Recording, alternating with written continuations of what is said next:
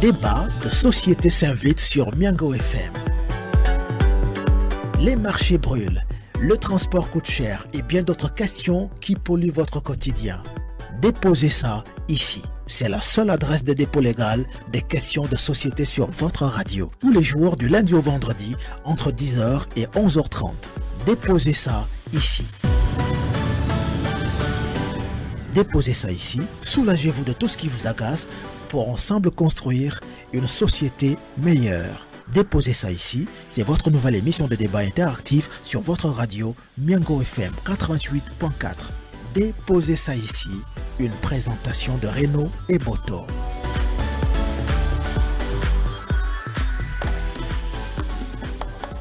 Miango FM, votre radio.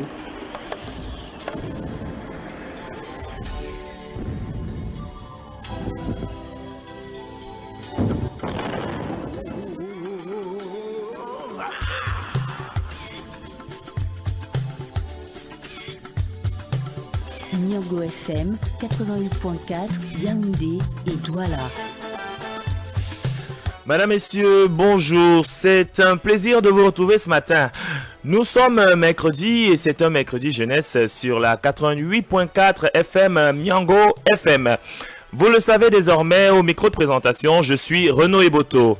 Vous nous écoutez à la maison, période de vacances oblige, dans les taxis de la ville de Douala.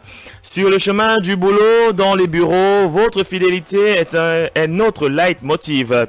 Landry Lim est à la console, Roland Makenga est à la supervision générale. Nous allons démarrer tout de suite avec l'actualité.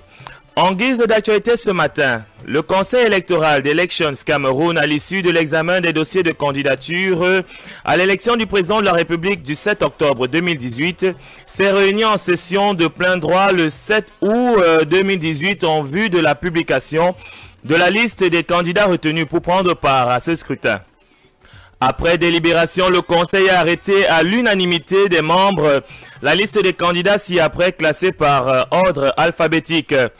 Bia Paul du RDPC, Rassemblement démocratique du peuple camerounais, Gaga Amanadi de l'ADD, l'Alliance pour la démocratie et le développement, Kamto Maurice du MRC, Mouvement pour la renaissance du Cameroun, Libi Lingenge Cabral de l'univers Union nationale pour l'intégration vers la solidarité, Matomba Serge Espoir du PUR, ce peuple uni pour la rénovation sociale, Mouna Akere Tabeng du FPD, Front populaire pour le développement, Dame Joya Adamou de l'UDC, Union démocratique du Cameroun, Jifor Afanui Franklin du MCNC, Mouvement citoyen national camerounais, et Oshi Joshua Nambangi du FDS, Front démocratique social plus connu sous le nom Social Democratic Front. Sur les 28 dossiers de candidature reçus à Elections Cameroun, 27 ont été examinés par le Conseil électoral. Un des postulants, M. Feuze Isaac, du Merci Mouvement pour l'émergence et le réveil citoyen, ayant introduit une lettre formelle de désistement. Sur les 27 dossiers étudiés, donc, 18 ont été rejetés pour des motifs divers. Au regard de l'article 129 du Code électoral, les potentiels requérants disposent d'un délai maximum de 2 jours à compter du 7 août 2018 pour saisir le Conseil électoral. Faisons un tour en Côte d'Ivoire pour terminer et signaler que Simone Gbagbo, l'épouse de l'ancien chef d'État Laurent Gbagbo, a été amnistiée par le président de la République Alassane Dramane Ouattara. Voilà, c'est tout pour l'actualité du jour. Avec Miango FM, elle change tout sur son passage. Miango FM, votre radio. De retour dans ce studio, j'accueille Edmond Kamgea, qui est journaliste, sa première casquette durant cette émission. Bonjour et bienvenue dans ce plateau, ici même à Miango FM. Bonjour Monsieur Boto, bonjour à tous les auditeurs de Miango FM.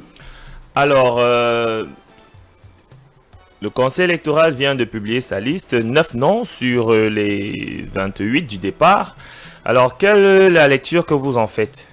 La première lecture, c'est celle que La liste qui a été publiée correspond globalement aux attentes de la plupart des observateurs et analystes politiques. Ceci en tenant compte des candidatures, notamment les dossiers qui avaient été déposés à Elecam. On se doutait bien qu'il y avait des dossiers de figurants qui n'allaient pas aboutir, des personnalités pratiquement inconnues, et qui visiblement, pour celles qui étaient les candidatures indépendantes, on avait la quasi-certitude que les dossiers n'allaient pas aboutir, parce que ce n'est pas facile d'obtenir 300 signatures. Et puis il y avait l'autre condition qui est tout aussi importante, c'était que pour être élu, pour être candidat, il fallait être investi par un parti politique qui a au moins un élu, c'est-à-dire au moins un conseil municipal. Alors il y a certaines candidatures qui n'ont pas pu prospérer parce que leur parti le parti qui les présentait n'avait pas d'élu du tout. Et je dis globalement, c'est ce qu'on attendait parce que les principaux candidats sont présents, que ce soit les jeunes comme les vieux.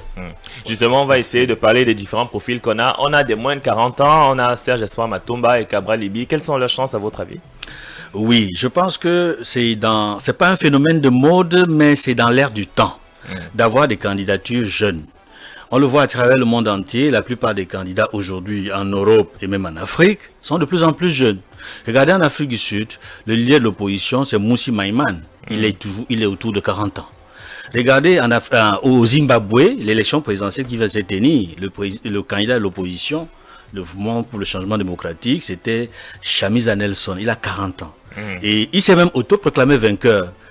C'est que malheureusement pour lui, le système de fraude qui a existé du temps de Robert Mugabe a prévalu parce que l'actuel président au Zimbabwe, c'est celui-là même qui était l'homme de main de Robert Mugabe pour les fraudes. C'est vrai qu'il a contesté et on observe qu'il a perdu, mais pour l'avenir, c'est quelqu'un qui probablement, peut-être aux prochaines élections, il aura plus de chances d'être installé. Et je vois également, regardez, Trudeau au Canada, Macron en France, c'est de plus en plus de jeunes, comme en Autriche également, de moins de 40 ans. Donc, quand nous avons su les 9, le tiers ont 38 ans. C'est des candidats qui ont chacun pratiquement 38 ans. Serge Espoir, Cabral Libi, Franklin Dufort. C'est vrai que chacun d'eux n'a pas le même aura. Exactement. C'est pour cela que j'imagine tu as insisté sur Serge Espoir et Cabral Libi, qui sont beaucoup plus connus, qui ont essayé de faire leurs preuves. À commencer par Serge Espoir, parce que lui au moins, des trois candidats, c'est quelqu'un il est conseiller municipal. Exactement. Il est à la tête d'une formation politique. Depuis quelques années. Ça marche plutôt pas mal, comme tu le dis. Et je le dis avec tant d'assurance parce que j'ai couvert la plupart de ses activités politiques. J'ai pu assister à ses conférences, j'ai discuté avec son état-major. Le moment viendra où on va discuter des projets de société, mais je peux vous dire qu'il a un très bon projet de société. Ah, d'accord. Oui. Alors, parlons d'un illustre inconnu, parce que des 9, c'est le moins connu. Dufort, Afan, oui, Franklin, qui est-ce? À vrai dire, je le découvre. Comme vous, comme tout le monde. C'est la surprise du chef. Oui, c'est la surprise du chef, comme on dit souvent. J'apprends par-ci, par-là qu'il serait pasteur d'une église. Je ne le connais pas véritablement. Je le découvre. Espérons qu'il aura le temps de se faire connaître pendant la campagne électorale. Ou au moins à partir de maintenant, la pré-campagne. Exactement. Parce qu'on ne peut pas avoir la prétention de diriger un pays sans avoir quelques faits d'armes. Et ça peut le desservir de n'être pas du tout connu. Parce que médiatiquement parlant, je ne l'ai jamais vu. Bon, sur la scène politique non plus, je ne l'ai pas vu. Peut-être que c'est un nouveau parti politique qui a probablement un ou deux conseillers, mais il n'est pas connu du tout. Donc, je ne peux sincèrement, en toute honnêteté, pas vous dire que je le connais. Exactement. Et que je peux donner des éléments d'appréciation. Je ne peux pas le juger.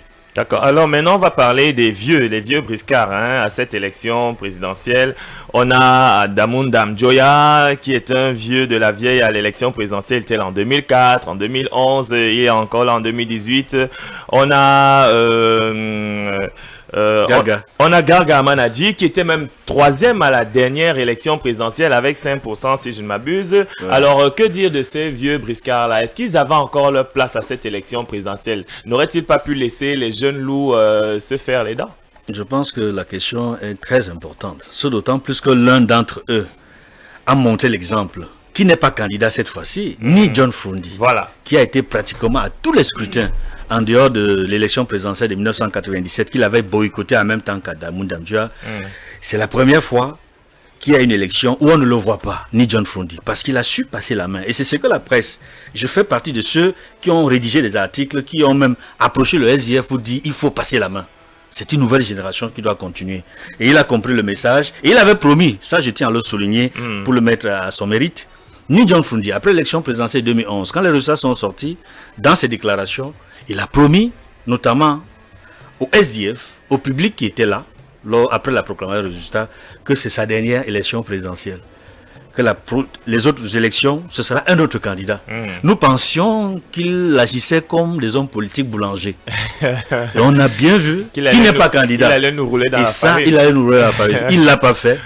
Même s'il a gardé la main au niveau de l'appareil politique, mais au moins il a respecté sa parole. Il n'est pas candidat. Et ça, c'est une bonne chose. Et j'observe également, pour répondre directement à ta question, concernant notamment les deux, Garga Hamane et Adamou Ndamdioua, personnellement, j'estime que Garga Hamane aurait lui aussi dû passer la main. Non seulement pour l'âge, parce que c'est des gens qui ont 75, 76 ans, tout comme Adamou, mais pour un certain nombre de positions, de principes, qui font en sorte que il n'a plus la légitimité pour se présenter comme un opposant politique. Si vous permettez, je peux expliquer. Allez-y, expliquez-nous. Depuis un certain nombre d'années, notamment entre 2011 et 2018, c'est vrai qu'on l'a nommé à la Commission nationale de lutte contre la corruption. Mais ce n'est pas suffisant pour le discréditer, parce qu'il a un actif qui montrait bien qu'il a qualité pour être à la Commission nationale de lutte contre la corruption. On s'en souvient en 1992. Il avait démissionné de ses fonctions parce qu'on lui avait enlevé, le chef de l'État lui avait enlevé la possibilité de lutter contre les grosses baleines. Parce que Paul Biya lui-même était la grosse baleine. Il lui a supprimé la possibilité d'agir en tant que ministre de la fonction publique du contrôle de l'État. C'est depuis cette époque-là qu'on a séparé la fonction publique du contrôle de l'État pour en faire deux ministères distincts. Donc, Gaga était c'est le dernier ministre à avoir occupé les fonctions de ministre de la fonction publique du contrôle de l'État. Depuis ce temps, on a séparé les deux pour que le contrôle de l'État soit un ministère délégué à la présidence, sous contrôle du chef de l'État et non plus à quelqu'un qui pourrait agir en solo pour surprendre. Donc, je disais donc que Garga, oui, il allait à la CONAC parce qu'effectivement, c'est quelqu'un qui aime combattre l'injustice, qui aime la vérité, qui aime que les choses soient droites. Mais, sur le plan personnel, et c'est là où c'est important, il a eu des problèmes, j'allais dire d'ordre de santé, des problèmes personnels et autres. Et le chef de l'État lui est venu en aide à différentes occasions. La dernière en date, c'est qu'il a bénéficié d'une évacuation sanitaire, tout frais payé par l'État, et notamment par la présidence de la République, pour lesquels je crois qu'il est très reconnaissant. Il a souvent été reconnaissant. Et on l'a vu, il a tenu des propos assez discourtois vis-à-vis de l'opposition dont il se réclamait au boulevard du 20 mai. On a vu comment il a traité les militants du MRC et du SDF qui exprimaient leur mécontentement vis-à-vis de la façon dont le chef de l'État gère la situation dans le pays anglophone. Il a traité les militants du SDF et du MRC d'idiots. D'idiots. Alors, et en politique, chaque mot utilisé a un sens. Cela signifie dès cet instant qu'il s'alignait dans le camp qui s'oppose à l'opposition. Moi, je l'ai qualifié dès ce jour-là de membre de la majorité présidentielle. Donc, Garga Hamane n'est plus un véritable opposant à Paul Biya. Oui, mais Edmond Kambia, on pourrait vous opposer le fait que, bon, en tant que troisième à la dernière élection présidentielle, il a quand même fait 5%, et que pour ce fait-là, la présidence de la République pourrait l'évacuer, parce qu'il est un opposant qui compte quand même. Je précise encore, troisième à la dernière élection présidentielle. C'est pas faux. Et un acquis comme celui-là ne va pas se laisser perdre, hein. C'est-à-dire qu'on ne va pas jeter ces 5% là par la fenêtre. Tant on sait qu'aux différentes élections présidentielles depuis 2004, c'est difficile pour l'opposition d'avoir un score comme celui-là. On a eu des Edith Kawala qui sont venus en faisant beaucoup de bruit, qui ont eu 0%. Donc, c'est pas évident. C'est-à-dire que sa candidature peut se comprendre du fait de 5%, et le fait qu'il ait été évacué sanitairement par le président, la présidence de la République pourrait s'expliquer par le fait qu'il est un opposant de poids. Je vous comprends. Et je n'enlève rien à ce que vous avez dit. Sauf d'autant que le leader de l'opposition, ni John Frondi, a pu bénéficier également aussi. d'une telle sollicitude. Parce que son épouse était malade. Exactement.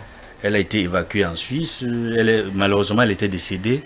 Mais c'est différent. Les deux cas sont différents. Pourquoi? Parce que ni John Froundi, même si le statut de l'opposition n'existe pas de manière formelle au Cameroun, de fait, je pense qu'il a pu bénéficier d'une telle sollicitude parce qu'il était le leader de l'opposition.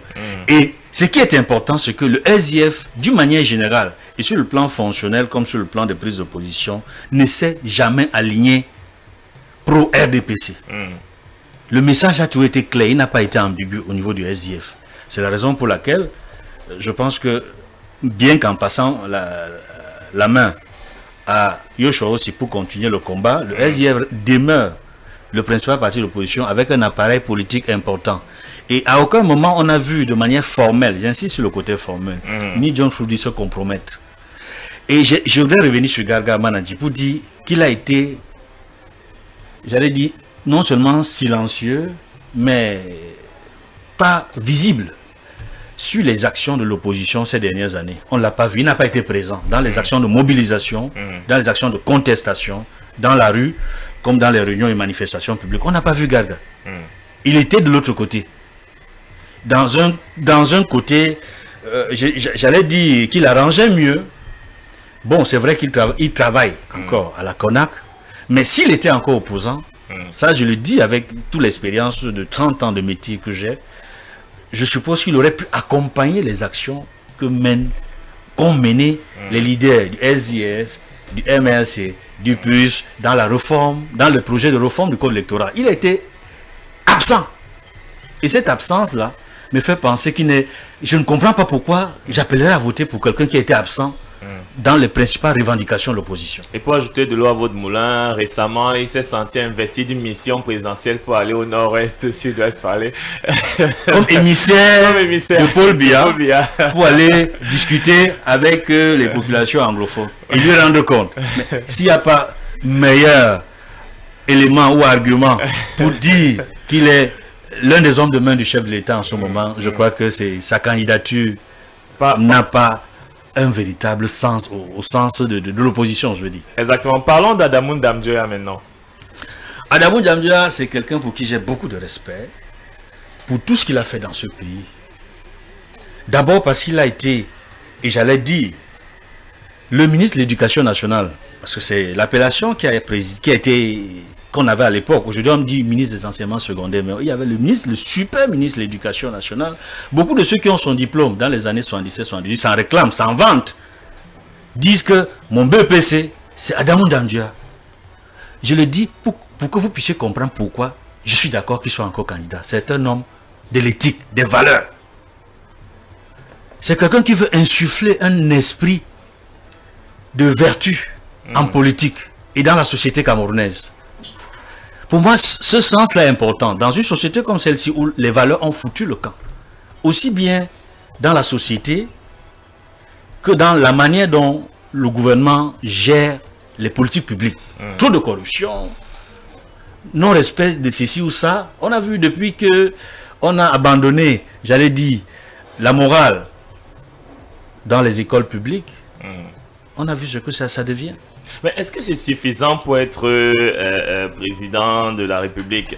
Parce que Adamou Damdjoya est accusé de vouloir créer un parti familial, enfin de vouloir faire l'UDC un parti familial, c'est-à-dire qu'il est président, sa femme elle est là, elle est députée, ainsi de suite. Lui, il ne se cantonne que dans sa région, du côté de chez les Bamoun là-bas, c'est là où est son fief électoral, c'est là où est son... Est-ce qu'il n'y a pas un problème à Adamou Damdjoya, un problème de vision nationale du parti UDC que les Camerounais aiment bien? Vous savez, je connais ce genre de critiques-là. Et puis, je ne suis pas encore un homme politique. Peut-être que je le serai demain. Mais je pense que c'est injuste de dire qu'Adamou Damdjoya est à la tête d'un parti familial parce que son épouse est députée. Je le dis avec d'autant d'emphase que je connais personnellement l'épouse d'Adamou Damdjoya, qui a été ma camarade de classe. On a fait le cycle de licence en droit ensemble. Première année, deuxième année, troisième année. On a eu la licence ensemble en juin 1990 à l'université Yaoundé. C'est une battante, c'est une combattante. Je l'ai vue sur le terrain pendant les luttes pour la démocratie au Cameroun. j'étais déjà journaliste à la Nouvelle Expression, qui a été créée, dont le premier numéro est sorti en février 91. Donc après ma licence en droit, j'entre directement dans la presse.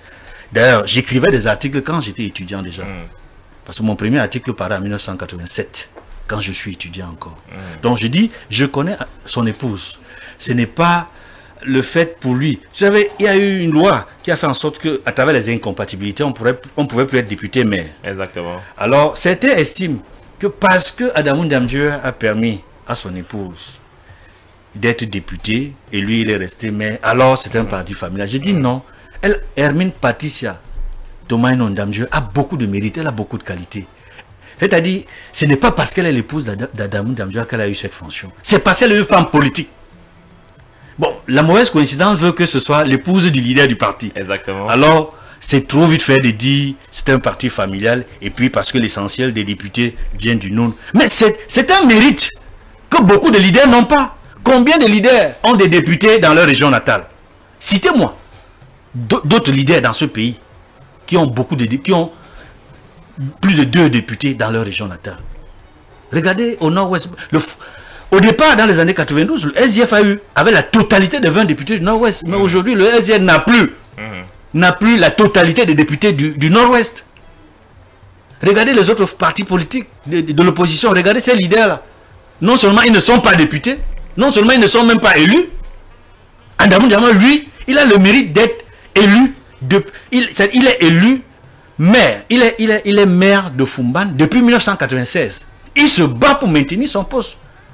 Si les électeurs du Noun votent pour lui, mais c'est parce qu'il y a certainement un message qu'il passe. Au-delà des bagarres, j'allais dire, fraternelles avec le sultan Bamoun, qui est du RDPC, avec qui il y a vraiment des querelles sérieuses qui nuisent malheureusement au développement du Noun. Je pense qu'Adamou Ndiamdieu, c'est un grand leader. C'est un grand leader. Et on ne devrait pas le contenir seulement en disant qu'il a des députés dans le Noun. Il a des conseillers municipaux, pas seulement dans le Noun. Il en a à Douala. Il a des conseillers municipaux à Douala. À Douala 2e, il a plusieurs conseillers municipaux depuis plusieurs années. On ne va pas dire qu'il est un parti régional alors qu'il a des députés hors de l'Ouest. C'est un parti national. C'est un parti national. Alors, moi, je pense que c'est un faux procès qu'on fait à Adamou Ndiamdieu. Parce que s'il faut retourner dans le passé, malheureusement, il faut également avancer. Mais vous savez, pour avancer, il faut savoir d'où on vient. Parfaitement. C'est pour ça que je rappelais que c'est un homme d'éthique. Et il demeure un homme d'éthique. C'est lui qui est le premier directeur fondateur de l'IRIC. Donc, je suis un ancien étudiant de l'IRIC. J'ai fait l'IRIC, j'ai été diplômé de l'IRIC. C'est lui qui a mis en place, premier directeur fondateur de l'IRIC. Et l'IRIC, toute la notoriété, la réputation que l'IRIC a en Afrique et dans le monde, c'est grâce à lui. Parce qu'il lui a donné une image telle qu'on ne peut pas la dénaturer. Malheureusement, ces dernières années, certains responsables qui lui ont succédé ont transformé l'IRIC en ce qu'on voit à l'ENAM et partout ailleurs. Et c'est vraiment déplorable. Donc alors, sa candidature a encore un sens. Alors, on va parler des autres. Maintenant, il y a les gros poissons. C'est-à-dire qu'il y a des messieurs qui ont de la carrure pour être présents à la République. On va citer les Oshi, on va citer les Akere, Taben Mouna, on va citer le plus illustre de tous là, Maurice Kamto, parce que dans les médias, dans les réseaux sociaux numériques, voilà, il est très très présent, Maurice Kamto. Alors, que penser de ces trois-là? Est-ce que l'un des trois a une chance ou alors... comme l'estiment certains experts dans le domaine politique, l'enjeu de cette présidentielle, c'est de savoir qui sera le leader de l'opposition. Oui, ça c'est... Effectivement, il y a toute une bataille, toute une polémique là-dessus. Pour les citoyens camerounais, pour les électeurs, l'idéal serait que les trois là se mettent ensemble et choisissent un candidat pour lequel ils demanderont à voter pour. C'est la seule issue pour qu'ils puissent affronter le géant Bia. C'est la principale issue, mais c'est pas la seule. C'est la principale issue. En fait, c'est l'issue idéale. Vous savez, l'idéal est un objectif difficile à atteindre. Exactement. Parce qu'il faut tenir compte du fait que ce sont des hommes, ce sont des humains. Chacun a son ego, chacun a sa personnalité, chacun veut entrer dans l'histoire. Mais entre le fait de vouloir entrer dans l'histoire, devenir l'homme de la situation et privilégier l'intérêt général, l'intérêt de la République, l'intérêt du peuple, il y a quelque chose il faut faire un choix. Qu'est-ce qui est plus important? Mon ambition personnelle ou l'intérêt du peuple? Et c'est là où on les attend. Parce qu'en ce moment, il y a des tractations entre ce que nous appelons le Big Five.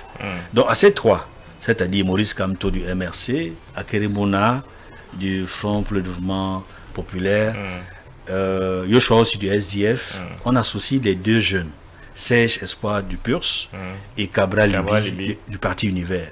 C'est ça le Big Five. On pense que si les membres du Big Five essayent de trouver la meilleure solution possible pour appeler les Camerounais à voter pour celui qui est le mieux, qui a le plus de chances d'être investi, de gagner, de battre le candidat du parti au pouvoir, ce serait une chose formidable. Mais d'emblée, avec l'expérience que j'ai, je ne rêve pas. Je sais que ça n'arrivera pas. C'est-à-dire, le Big Five ne va pas. Ce sera un miracle. Vous savez, quand on vit, il faut espérer. Si le miracle arrive, j'applaudis. Mais ça n'arrive pas. Par contre, je pense que des 5, peut-être 2 peuvent s'entendre entre eux, ou 2 ou 3, pour coaliser. Parce qu'en 92, je veux le rappeler, en octobre 92, on se battait dans l'opposition. Quand je dis on, c'est parce que j'ai assisté à la plupart des réunions de l'opposition, parce que c'était la coordination se réunissait en 91 et associait les associations et partis politiques et les journalistes des journaux de la presse privée qu'on appelait presse de l'opposition. Donc on nous appelait les journalistes de l'opposition. Nous les journalistes des années de Brest. Alors, donc j'ai eu l'opportunité de côtoyer la plupart de ces leaders qui sont encore en fonction. Je veux parler d'Adamou Damdjoua, de Garga aussi. Et je peux dire aujourd'hui que il est possible qu'on assiste à une dynamique du changement, c'est-à-dire qu'il y ait un mouvement en faveur d'un candidat, mais qui ne sera peut-être pas partagé par l'ensemble des 5. Peut-être 2 seront ensemble, peut-être que 3 seront ensemble. C'est une possibilité comme en 92. Parce qu'en 92, le fait pour l'opposition d'avoir une convergence n'a pas empêché qu'il y ait d'autres candidatures. Parce que la candidature de Ni John Fundi était portée par la plupart des partis de l'opposition. Samuel Lebois, qui fut à l'époque leader de l'UNDP avant que Bello Bouba ne vienne lui arracher le parti, avait dû créer le MDP et a soutenu fortement Ni John Fundi en 92. L'UPC, qui est à l'origine de la démarche de l'Union pour le changement, l'UPC Ndetoumaza, qui était l'UPC qui était la plus puissante, la plus forte à l'époque, c'est elle qui a eu l'idée de réunir l'opposition et de dire faisons quelque chose pour l'histoire. Ça, il faut le mettre à l'actif de Ndetoumaza, de regretter mémoire. Et les signes et les symboles ont un sens. L'Union pour le changement, c'est UPC. Les gens ne le savent pas. C'est l'UPC qui a l'initiative de l'Union pour le changement. Mais parce que l'UPC a toujours été un parti nationaliste, ils savent distinguer entre l'intérêt personnel et l'intérêt supérieur de l'État. Eux-mêmes qui ont initié le mouvement se sont mis derrière et se sont rendus compte que le candidat du SDF a ce charisme-là, peut porter le projet. C'est comme ça que Ni John Fundi a été désigné de manière consensuelle pour porter le projet de l'Union pour le changement. Pas parce qu'il était le plus lettré, non. C'était pas le plus instruit. C'était pas le plus fort. Mais il avait 2 qualités. Il était courageux. Il savait mobiliser. Et il venait d'une zone où, pour la première fois, on a vu les choses bouger. Parce qu'il faut le dire aujourd'hui, si nous avons avancé en matière de démocratie, c'est parce qu'il y a eu le 26 mai 1990 à Bamenda. Il y a eu la marche, il y a eu 6 morts, 6 martyrs. Et ça, c'est important. Et Ni John Fundi était à la tête de ce mouvement. C'est pour cela que les leaders à l'époque ont dit, cet homme, mettons-le devant. Et ça a porté des fruits. Parce qu'aujourd'hui, il y a une véritable polémique. A-t-il gagné ou non les élections présidentielles 92? Je suis de ceux qui pensent que Ni John Fundi a gagné ces élections. Mais ces élections lui ont été volées, comme il l'a dit. Mais parce qu'il aimait ce pays, il lui suffisait de dire allons revendiquer notre victoire. Le Cameroun, on ne sait pas ce que ce pays serait devenu. Certainement à feu et à sang. Ce serait un peu comme en Côte d'Ivoire en 2000. Lorsque Gbagbo a dit allons dans la rue revendiquer notre victoire. Et Gbagbo l'avait fait et a pu se positionner et se retrouver à la présidence. Il est possible que Ni John Fundi, parce qu'il avait probablement gagné les élections, il aurait pu arriver à la présidence. Mais à quel prix? Combien de Camerounais seraient morts? Et très vite, on a vu, il y a eu état d'urgence. On a décrété, pour bien décréter l'état d'urgence un mois après les résultats de l'élection présidentielle, le 27 novembre 1992. Son domicile a été encerclé. Il ne pouvait ni sortir ni entrer. Il y a eu c'était l'état d'urgence pratiquement dans cette zone-là. Et très vite, on s'est rendu compte qu'un leader était né. C'est pour cela que je dis, cette élection est très importante. Parce qu'il y a un mouvement transgénérationnel. Celle de 2018. 2018, oui. Voilà. C'est la première fois que celui qui a porté le flambeau du changement n'est pas candidat parce qu'il estime que j'ai fait ma part, comme Moïse a fait sa part. Vous savez, Moïse n'a pas vu la terre promise. C'est Josué qui a continué le combat. Et Joshua, c'est comme Josué. Je ne veux pas dire que c'est lui qui va atteindre la terre promise. Vous savez, c'est des termes, je suis théologien, c'est ma deuxième casquette par laquelle vous allez m'interroger. C'est pour ça que j'aborde ces images-là. Il s'appelle Joshua, c'est comme Josué. Et Ninjan Frundi se considérait comme Moïse, qui traverse la mer, qui traverse le fleuve, la mer Rouge, pour rechercher la terre promise. Et je crois que cette élection est importante parce que le nombre de candidats est réduit. Parce qu'ils étaient 23 la dernière fois en 2011 et ça a dilué beaucoup, ça a dilué les voix. Cette fois-ci, ils sont moins nombreux. 9. Ils sont 9. Et si les Camerounais votent véritablement utile, je pense que les fraudes avec la biométrie, même si elle n'est pas intégrale, peut nous amener à croire qu'on aura un résultat un peu différent de ce qu'on a connu en 2011. Alors, je vous allez me permettre, après ce brillant exposé que vous venez de nous faire, d'accueillir nos autres invités. Je vais accueillir d'abord frère Junior Tchabda. Bonjour et bienvenue dans ce studio. Bonjour René, bonjour à tous les auditeurs de Miango FM, bonjour aux copanélistes, bonjour à tous ceux qui nous écoutent sur le plan national et international, cette merveilleuse radio.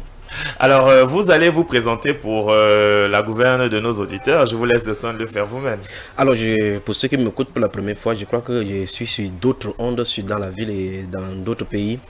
Je suis un Camerounais natif de l'ouest du Cameroun et je suis prédicateur de la parole du Seigneur. D'accord. Alors, on a parlé de tous les candidats, sauf un.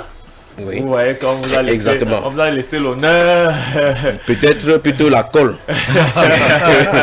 Parce que je m'interrogeais sur pourquoi notre grand frère c'est comme si vous évitiez un tsunami. Non, pas du tout. Ici, nous, on est libre, la parole est libre. Alors, on vous a laissé l'honneur de nous parler du candidat Biya, qui, ma foi, se retrouve encore à l'élection présidentielle.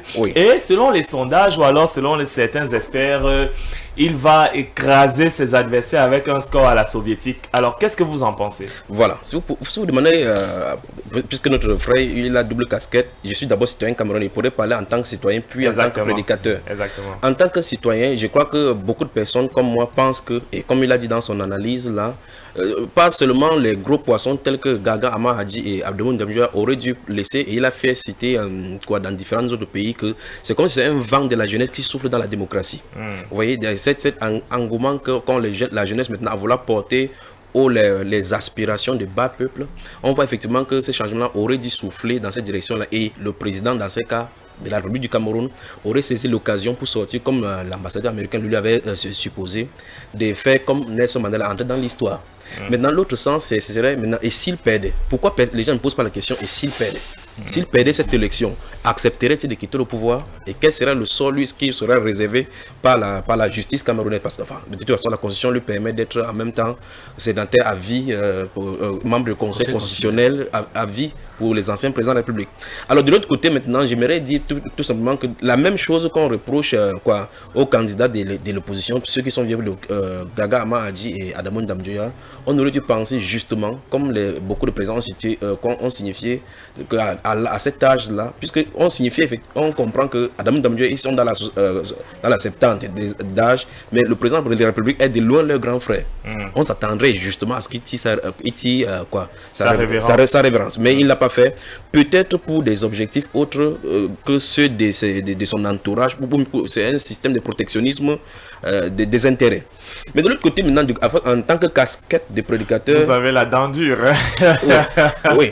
De l'autre côté, avec mon ma casquette du président de la République, je rappelle que pour ceux qui me connaissent déjà, il y a une chaîne des enseignements sur YouTube appelée Bamba Iba, B-A-M-B-A, espace Iba, où depuis des années, et comme mon frère le signifiait, il a parlé de John Frundi. Depuis en 2016, le Seigneur nous a donné par prophétie que John Frundi ne se présenterait pas à cette candidature.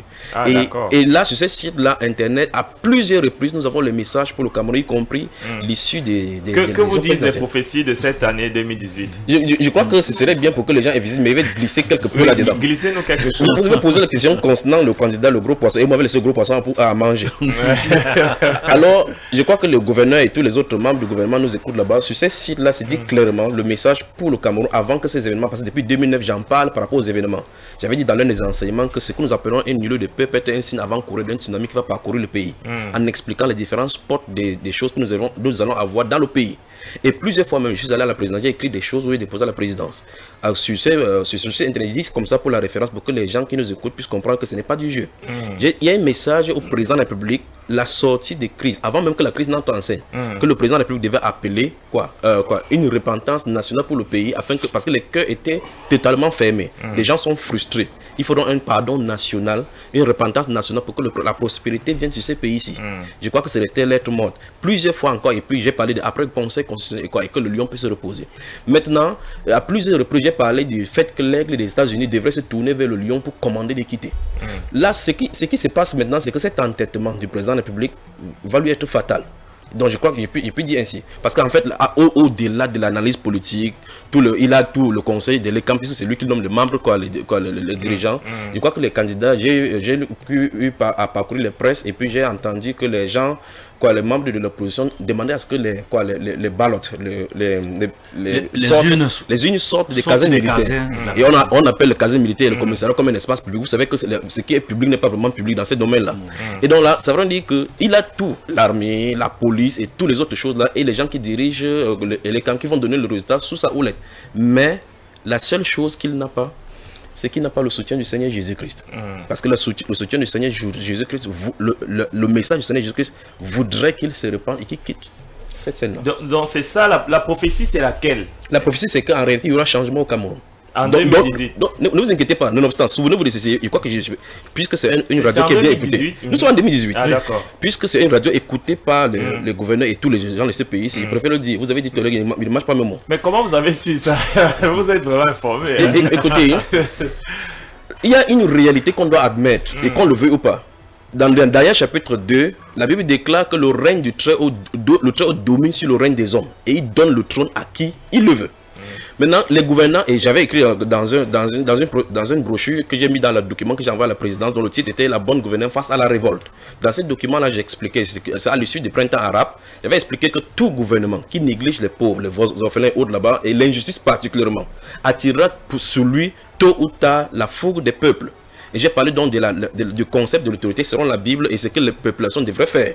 Dans ces choses-là, et puis j'ai donné pas un ordre, un avertissement au président de la République, au lieu d'avoir des conseillers tout autour de lui, qui pourraient lui dire tout simplement ce qu'ils veulent entendre, puisque la réalité est que très souvent, il n'est même pas au courant de ce qui se passe dans le bas peuple. Il n'a qu'à voir les routes de doigts là, et on va toujours lui dire que tout va bien.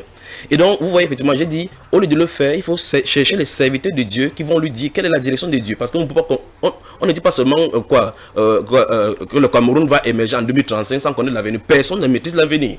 Ouais, c'est la Voici la Cannes, le chantier de la Cannes. Et remarquez bien tout ce qui se passe tout autour de la Cannes et qui le Cameroun risque de perdre ses chantiers. Alors, donc, j'ai dit, écrit dans cette brochure, c'est que le président de la République doit faire pour pouvoir mettre les chantiers, pour réorganiser tout son entourage afin de laisser ce Cameroun prospère tel qu'il a toujours souhaité.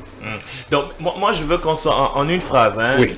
Quelle est la prophétie du frère Junior Tchabda? Ce n'est pas ma prophétie. Je veux que pour la gouverne des auditeurs, je veux que vous compreniez qu'il y aura changement de gouvernement. Non seulement changement de gouvernement, mais changement de l'appareil étatique. La forme de Cameroun que vous voyez va changer, mais pas de division. Oui, mais le président de la République peut rester président et il y a changement de gouvernement. Oui, en principe, dans la logique des choses, on voit que tout est lui acquis.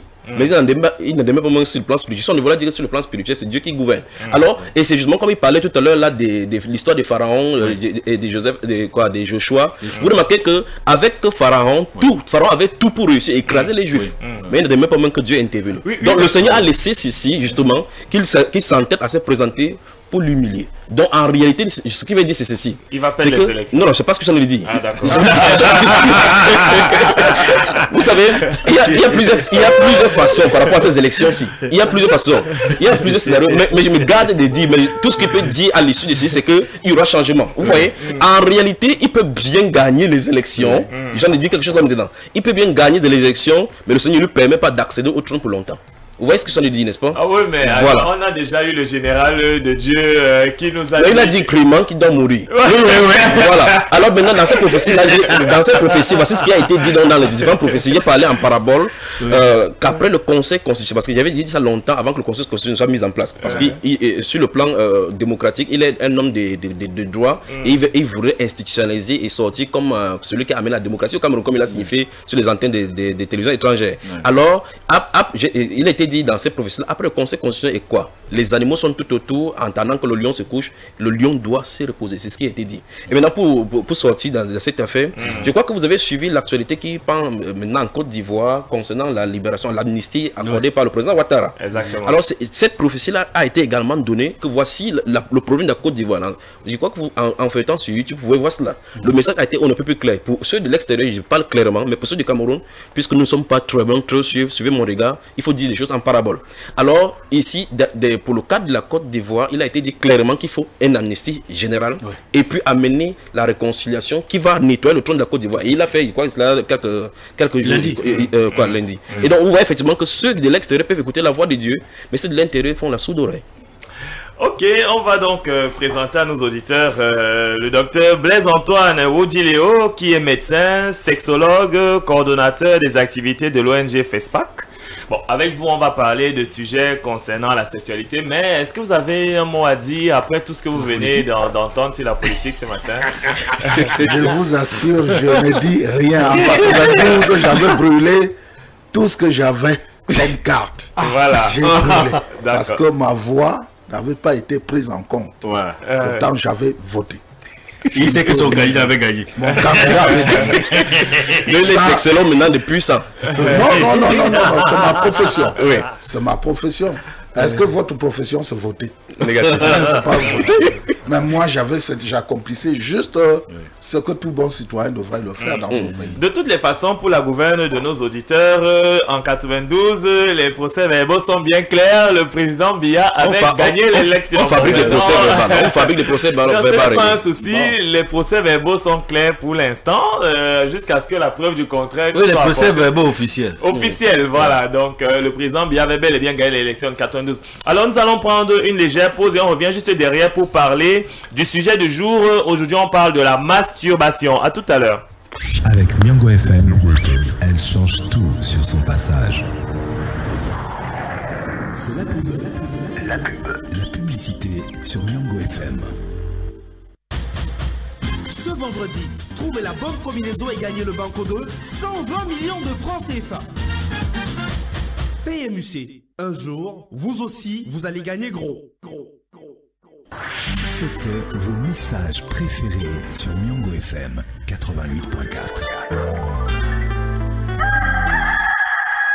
Réveillez. Douala Yaoundé avait besoin d'une nouvelle radio.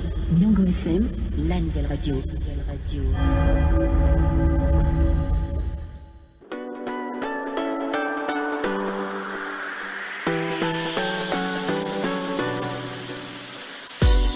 Les débats de société s'invitent sur Miango FM. Les marchés brûlent, le transport coûte cher et bien d'autres questions qui polluent votre quotidien.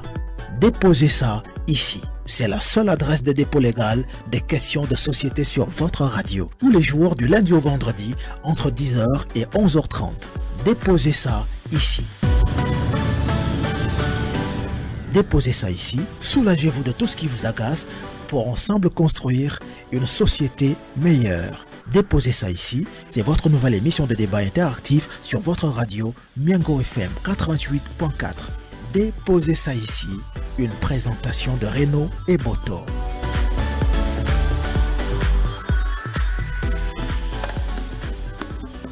Miango FM, votre radio.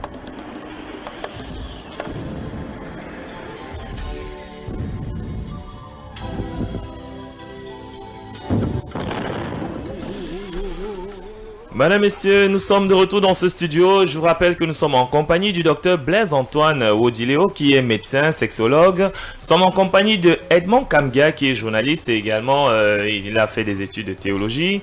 Nous sommes en compagnie de Frère Junior Tchabda, qui est un pasteur pentecôtiste. Non, pas pasteur pentecôtiste, prédicateur de la parole de Dieu. Voilà. Les casquettes dénominationnelles ne sont pas collées à la peau. Voilà, prédicateur de la parole de Dieu. Ok, je sens qu'on aura une bonne émission ce matin. Oui.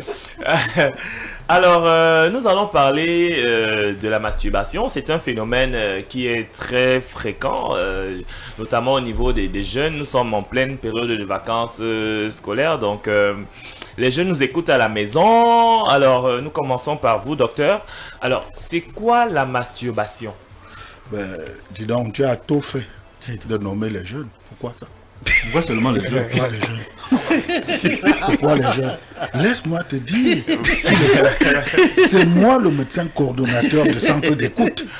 J'ai demandé qu'on en parle parce que je reçois des gens dans notre centre d'écoute. C'est vrai. Quand tu dis les jeunes, c'est les frustrés. Tu es sûr que tu es jeune ou quoi? Donc c'est vous, n'est-ce pas? Non. Je veux parler de la masturbation. C'est tout le monde qui se masturbe. D'accord. Ça, c'est vrai. Ouais, et le pourcentage m'a inquiété. C'est grave. C'est vrai que le pourcentage pour les adolescents de 15 à 25 ans est suffisamment élevé. Bah, c'est 13%. C'est fâcheux à la limite. Et tu vois, pour les adultes, comme moi, c'est 8%. Et maintenant, pour les couples, c'est 3%. Tu vois que c'est tout le monde qui se masturbe. Alors donc, j'aurais donc souhaité que tu reprennes ta question. Alors, c'est quoi la masturbation? Voilà, c'est ça. C'est clair. C'est ce plaisir volé. C'est ce miel empoisonné. Le plaisir volé, ça veut dire tout simplement des personnes qui volent l'image d'un être. N'est-ce pas? Pour aller se procurer un plaisir. Parce qu'on ne se masturbe pas seul. On se masturbe avec l'esprit. C'est le cerveau qui te permet d'éjaculer. Et parce que tu as vu, tu as fermé les yeux et le cerveau garde l'image de la personne. Et tu lâches. C'est de ça qu'il s'agit. Alors, comment les hommes pratiquent la masturbation? Quand tu parles des hommes, c'est qui? C'est l'homme... Les garçons, sexe masculin. Ah oui, parle donc de avec sexe. petit H. Parle donc de sexe. Sexe masculin. Bon, ok. Je suis très content. Je crois que c'est la énième fois que je m'adresse aux jeunes et aux auditeurs de Miango FM. Ils savent la façon et la manière par laquelle je prends mon courage et je dénonce et je dis des choses. J'appelle le chien chien et chat chat. C'est ce que nous allons faire là maintenant. Exactement. Ils le savent. Mon cher ami, au Forum éducatif et social pour la promotion de l'aide aux communautés, dont je suis le médecin coordonnateur des activités. Vraiment, c'est vrai que ma casquette même de socio-psychologue, tu n'as pas fait cas. Tu as juste présenté celle de... Ah oui, je reçois beaucoup de plaintes. Assez. Les jeunes viennent vers moi. Ils me demandent, docteur, je me masturbe. Je ne comprends rien. Les couples viennent se plaindre. Je me masturbe. Pourtant, je suis marié. Alors, vous voyez que en face des personnes malades, parce que c'est une maladie, hein? C'est une pandémie. Ouais, la masturbation. C'est très grave. Parce qu'il y a même quelqu'un que tu connais, que tu ne pouvais jamais imaginer qu'il peut faire ça. Il le fait. Un homme de la République, un monsieur bien. Mais il le fait. Il est passé devant moi. Alors, ce plaisir, ce miel empoisonné est très dangereux pour des personnes qui ont l'habitude d'utiliser, comme nous disons dans le jargon, ils prennent le savon pour travailler ou la vaseline. Ils utilisent leur main droite. C'est très grave. Comment ils font avec la main droite? C'est très grave. Bon, ils font ce qu'on appelle le mouvement Gokam. Le va et vient. Le va et vient. Le va et vient. Ils se retirent, ils sont seuls dans leur petit coin. Oui, ils font le va-et-vient, ils glissent, et c'est comme ça qu'ils versent, comme ils disent. Et je dis, ce sport-là ne devrait pas se pratiquer tout seul. Dieu n'a pas été con. Il a créé l'homme. L'homme avec une caquette. Et après, il a vu qu'il n'était pas épanoui. Il lui a amené la femme. Et il s'est senti épanoui. Quand l'homme ne va pas vers la femme, c'est très grave. Et quand la femme ne va pas vers l'homme, c'est aussi grave. Pourquoi est-ce qu'on se masturbe? Certains, parce qu'ils n'ont pas de possibilité pour affronter une femme. D'autres, parce qu'ils ont développé ça depuis leur tendre enfance. Je vais attirer notre attention. Dans ce studio, nous sommes tous là des hommes. Si vous avez bonne mémoire, faites un flashback dans votre cerveau, vous verrez qu'une seule fois dans la vie, vous serez masturbé. Vous êtes masturbé. Ouais. Et ça, c'est vrai. Et indépendamment même de votre volonté, regardez 4 heures, 5 heures du matin dans le sommeil du jeune, de l'adolescent. Vous avez éjaculé. Et vous avez cherché dans votre tête à savoir qu'est-ce qui m'a procuré un plaisir là. Vous avez cherché et vous avez trouvé et vous êtes resté là-dedans. Parce que vous n'avez pas eu la formation sexuelle assez tôt. Vous voyez que les blancs, puisque nous prenons toujours ces mauvais exemples, le blanc, dès 12 ans, dit à son fils, voilà ce qui peut t'arriver. Et si tu veux te sentir à l'aise, il faut que tu vas avec une fille qui a 15 ans. Donc plus âgée que toi. Parce qu'on sait toujours la maturité même du cerveau de la fille est assez plus importante que celle de l'homme. Je ne sais pas si vous comprenez ce que je veux dire. Oui, parfaitement. Voilà. Pourquoi est-ce que le monsieur dit va avec ta fille, tu as 12 ans, mais tu dois aller avec une fille de 15 ans? Parce que la fille aura tout le temps pour enseigner. C'est un enseignement, la sexualité. Elle aura tout le temps. Même si elle n'avait jamais pratiqué. De naissance, la femme est suffisamment développée par rapport au sexe. Vous voyez qu'on n'a jamais dit à une femme, quand tu arriveras dans ton foyer, tu te coucheras sur le dos, tu écarteras tes jambes. Ce sport-là, on le pratique comme ça. On est né avec et ça se développe. Alors, donc, je dis avec les hommes, quand vous n'avez pas formé ou quand le gars n'a pas eu un bon formateur ou des parents avisés, il doit rester militant du bras droit, donc du GOCAM. Et ça devient très grave. Parce que si jusqu'à 18 ans, 20 ans, 25 ans, il est avec le GOCAM, quel que soit le salaire que ce garçon aura dans sa vie, il n'aura pas envie de se marier. Docteur, permettez-moi de comprendre. Oui. Vous militez pour que les parents enseignent la sexualité aux enfants à partir de 12 ans. C'est clair. Nous avons vu une vidéo que me montrait le directeur des programmes de Miango FM récemment dans un pays d'Asie proche de l'Inde où une maman montrait des mouvements sexuels à son jeune garçon de moins de 8 ans.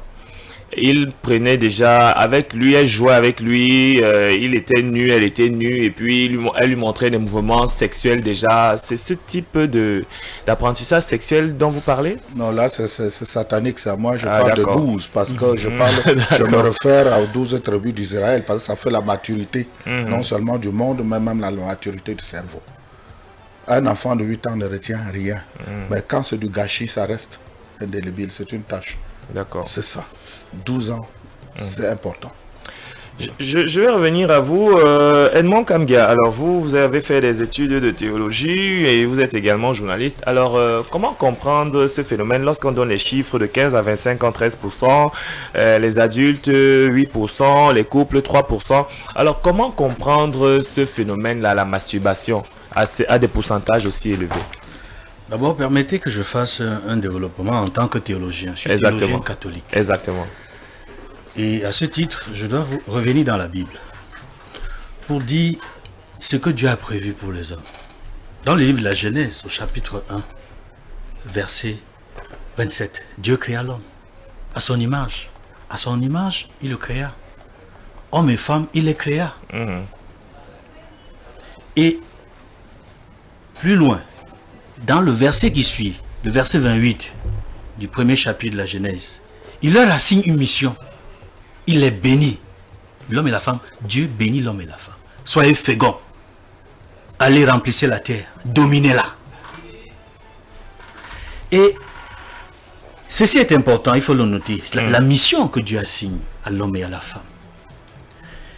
Il faut dire que tout à l'heure, le docteur, à un moment donné, a dit quelque chose d'important. Il a dit que l'homme n'était pas épanoui. C'est ainsi que Dieu lui a accolé la femme. Effectivement, dans le livre de la Genèse, au chapitre 2, verset 18, il n'est pas bon que l'homme soit seul. Il n'est pas bon que l'homme soit seul. Dieu a effectivement constaté que l'homme n'était pas épanoui quand il l'a créé. C'est pour cela que il y a dans le même livre de la Genèse, dans les versets qui suivent, Dieu endort l'homme dans sa torpeur, et lorsque l'homme est endormi, il laisserait sa côte, referme la chair. De cette côte, il fabrique la femme. Quand l'homme se réveille, il s'écrie: voici l'os de mes os, voici la chair de ma chair. Ça, c'est Genèse 2, 23. Et c'est pour cela qu'à Genèse 2, 24, l'homme quittera ça. L'homme quittera son père et sa mère et s'attachera à sa femme. Les deux ne constitueront qu'une seule chair. Et Saint Paul, justement, cette phrase est très importante dans l'épître de Paul aux Éphésiens, au chapitre 5, verset 31. L'homme quittera son père et sa mère et s'attachera à sa femme. Quand on le dit ainsi, cela conforte le fait que l'acte sexuel, c'est entendu comme l'acte conjugal. L'acte sexuel doit, sur le plan de la morale sexuelle, se dérouler dans le mariage, parce que le mariage est sacré. Le mariage est une institution divine. Dans la morale sexuelle, la masturbation, comme d'autres déviances sexuelles, sont désapprouvées par l'Église. Ah, l'Église comprend la masturbation comme étant une déviance sexuelle. Elle comprend. Elle comprend comme une déviance sexuelle. Et elle promeut des valeurs qui vont dans le sens de la maîtrise du corps, afin que l'enfant, apprenant la morale sexuelle, se prépare à vivre l'épanouissement dans le cadre du mariage. C'est pour cela que je citais la Genèse et l'épître de Paul aux Éphésiens, qui disait que l'homme, quand il est en âge de se marier, quitte son père et sa mère et rencontre sa femme. Alors, et tous les deux constituent une seule chair. Moi, je vois l'acte sexuel dans le mariage, pas avant le mariage. Ça, c'est le théologien qui parle. Alors, vous qui êtes proche des milieux catholiques, vous l'avez dit. Oui. Alors, dans les séminaires, oui. Alors, et même pour les jeunes prêtres, les prêtres qui sortent du séminaire, alors comment ça se fait? On choisit des gens virils, qui doivent vivre seuls toute leur vie. Est-ce qu'on ne pourrait pas penser que, justement, ils arrivent pour certains à rester seuls parce qu'ils pourraient pratiquer ce sport-là, qu'est la masturbation? C'est une très bonne question. D'abord, j'essaie d'expliquer ce que l'Église veut faire passer comme message à travers le fait que pour entrer au séminaire, il faut être viril. Il faut le sacrifice. C'est vrai, avant le sacrifice, il y a l'appel. Tu dois avoir la vocation. Dieu t'a appelé. C'est pour ça que tu viens au séminaire. Si tu n'es pas appelé, tu vas monter, tu vas descendre, tu seras un mauvais pasteur, tu seras un mauvais prêtre, parce que Dieu ne t'a pas appelé. Mais quand Dieu t'appelle, tu as un encadreur spirituel qui te guide, tu entres au séminaire, on te suit, tu peux devenir un bon prêtre, un bon pasteur. Bon, maintenant, sur la question que tu as posée, pourquoi, maintenant sur la notion du sacrifice qu'il faut faire? Parce que quand tu entres viril, cela signifie que tu pouvais, à travers la mission que Dieu a assignée à l'homme et à la femme, de remplir la terre, l'homme et la femme. C'est une vocation de se marier. C'est également une vocation d'être dans un état de vie, de célibat. C'est une vocation. Ce n'est pas donné à tout le monde. Tout le monde ne peut pas. vivre dans cet état de vie où il faut faire le vœu de chasteté et respecter le célibat. Effectivement, je conçois avec vous, parce que le fond de votre question, c'est la difficulté à vivre cette relation que l'on souhaite, d'après les enseignements de l'Église, sans se masturber. Je crois que c'est le sens profond de la question. Exactement. En réalité, il est possible qu'en entrant avant ou à l'intérieur du séminaire, le séminariste, dans son vécu quotidien, c'est-à-dire dans sa vie de tous les jours, parce que c'est un être humain, parce qu'il a des sensations, il a des hormones, qu'à 4, 5, 6 heures du matin, c'est un mouvement, l'érection est naturelle. Le médecin, là, il va le confirmer. L'érection, c'est un mouvement naturel. Mais maintenant, comment il faut le gérer? Est-ce que parce qu'on a l'érection chaque matin, on doit utiliser le savon, se masturber? On doit en appeler à une image qui nous aide à nous masturber. That's the question. C'est ça la question. Je voulais donc dire qu'il est possible que malgré les efforts que l'on fait, malgré la maîtrise que l'on peut avoir, on est faible. Parce que la chair humaine est faible. L'esprit est ardent. On se masturbe malgré tout. Ça peut arriver. Mais donc, c'est un travail à faire. En réalité, c'est un travail à faire. Parce que, comme il a dit le médecin, il est déjà arrivé à chacun de nous de nous masturber dans notre vie. Et comme il est dit si bien, ça ne concerne pas que les jeunes. Ça concerne les personnes âgées et davantage même les couples. Et il y a plusieurs raisons, j'espère on reviendra les raisons qui amènent les gens dans le couple à se masturber. Bien sûr. Alors, avant d'en arriver à Frère Junior Tchabda, Dr Blaise Antoine, nous avons essayé de faire un vox pop avant l'émission. Nous sommes même d'abord baladés ici dans notre radio Miango FM. Tout le monde, personne n'avoue jamais s'être masturbé. Alors, pourquoi les gens ont honte d'avouer qu'ils se masturbent? Est-ce que on devrait avoir honte de cela? D'accord. Est-ce que nos auditeurs peuvent me donner une seule minute? Je ne demande pas à toi. Ah, d'accord. Tu es en face de moi. Oui, les auditeurs m'ont dit d'accord. C'est juste pour ajouter de l'eau dans le moulin. Exactement. d'Edmond. Tu as laissé, nous venons de laisser là nos auditeurs sur leur soif. Il a touché quelque chose de très important, mais il fallait que tu le pousses à finir parce que tout à l'heure tu as enculé ton voisin de gauche. Il fallait que ça aille jusqu'au bout pour que les auditeurs puissent étancher suffisamment leur soif. Ça, c'est par rapport aux jeunes qui rentrent au séminaire pour devenir prêtres. Ce qu'il a expliqué, c'est juste. Et maintenant, au quartier, les gens vont dire, mais pourquoi est-ce qu'il n'a pas posé une question? Pourquoi les prêtres ne se marient pas? Est-ce que quand ils se masturbent, là, ils n'ont pas besoin de la femme? Il a bien dit, il faut être appelé. Et il faut profiter de tes antennes pour dire aux gens que rester comme ça, chaste, c'est une vocation. C'est le vouloir. C'est le qui veut et le peut aussi. Vouloir, c'est pouvoir. Alors, qu'ils partent lire. Je ne suis pas comme eux, je n'ai pas fait des études bibliques, je suis simple chrétien. Ils doivent lire ils doivent aller, je crois que c'est Paul qui le dit très bien, n'est-ce pas? Quand les gens s'interrogent, les prêtres catholiques doivent je ne suis pas l'apôtre de femmes, mais c'est parce que je suis dans un centre d'écoute. On me pose beaucoup de questions. Les prêtres catholiques devraient se marier comme des pasteurs. J'ai un ami pasteur, il a 3 femmes, mais on ne connaît qu'une seule. Il a 3, mais on ne connaît qu'une seule. Et chaque fois, je lui dis, tu iras en enfer. Il me dit, même le pape a dit que l'enfer n'existe pas. Un pasteur. Mon ami, terrible. Si on met les loups derrière toi qui est évangéliste, tu ne plus d'une personne. Non, mon épouse se trouve en plein. Je dis que si on met les loups derrière toi, si ce n'est pas pour te dire, vous n'avez pas accusé mon invité. Paul dit très bien.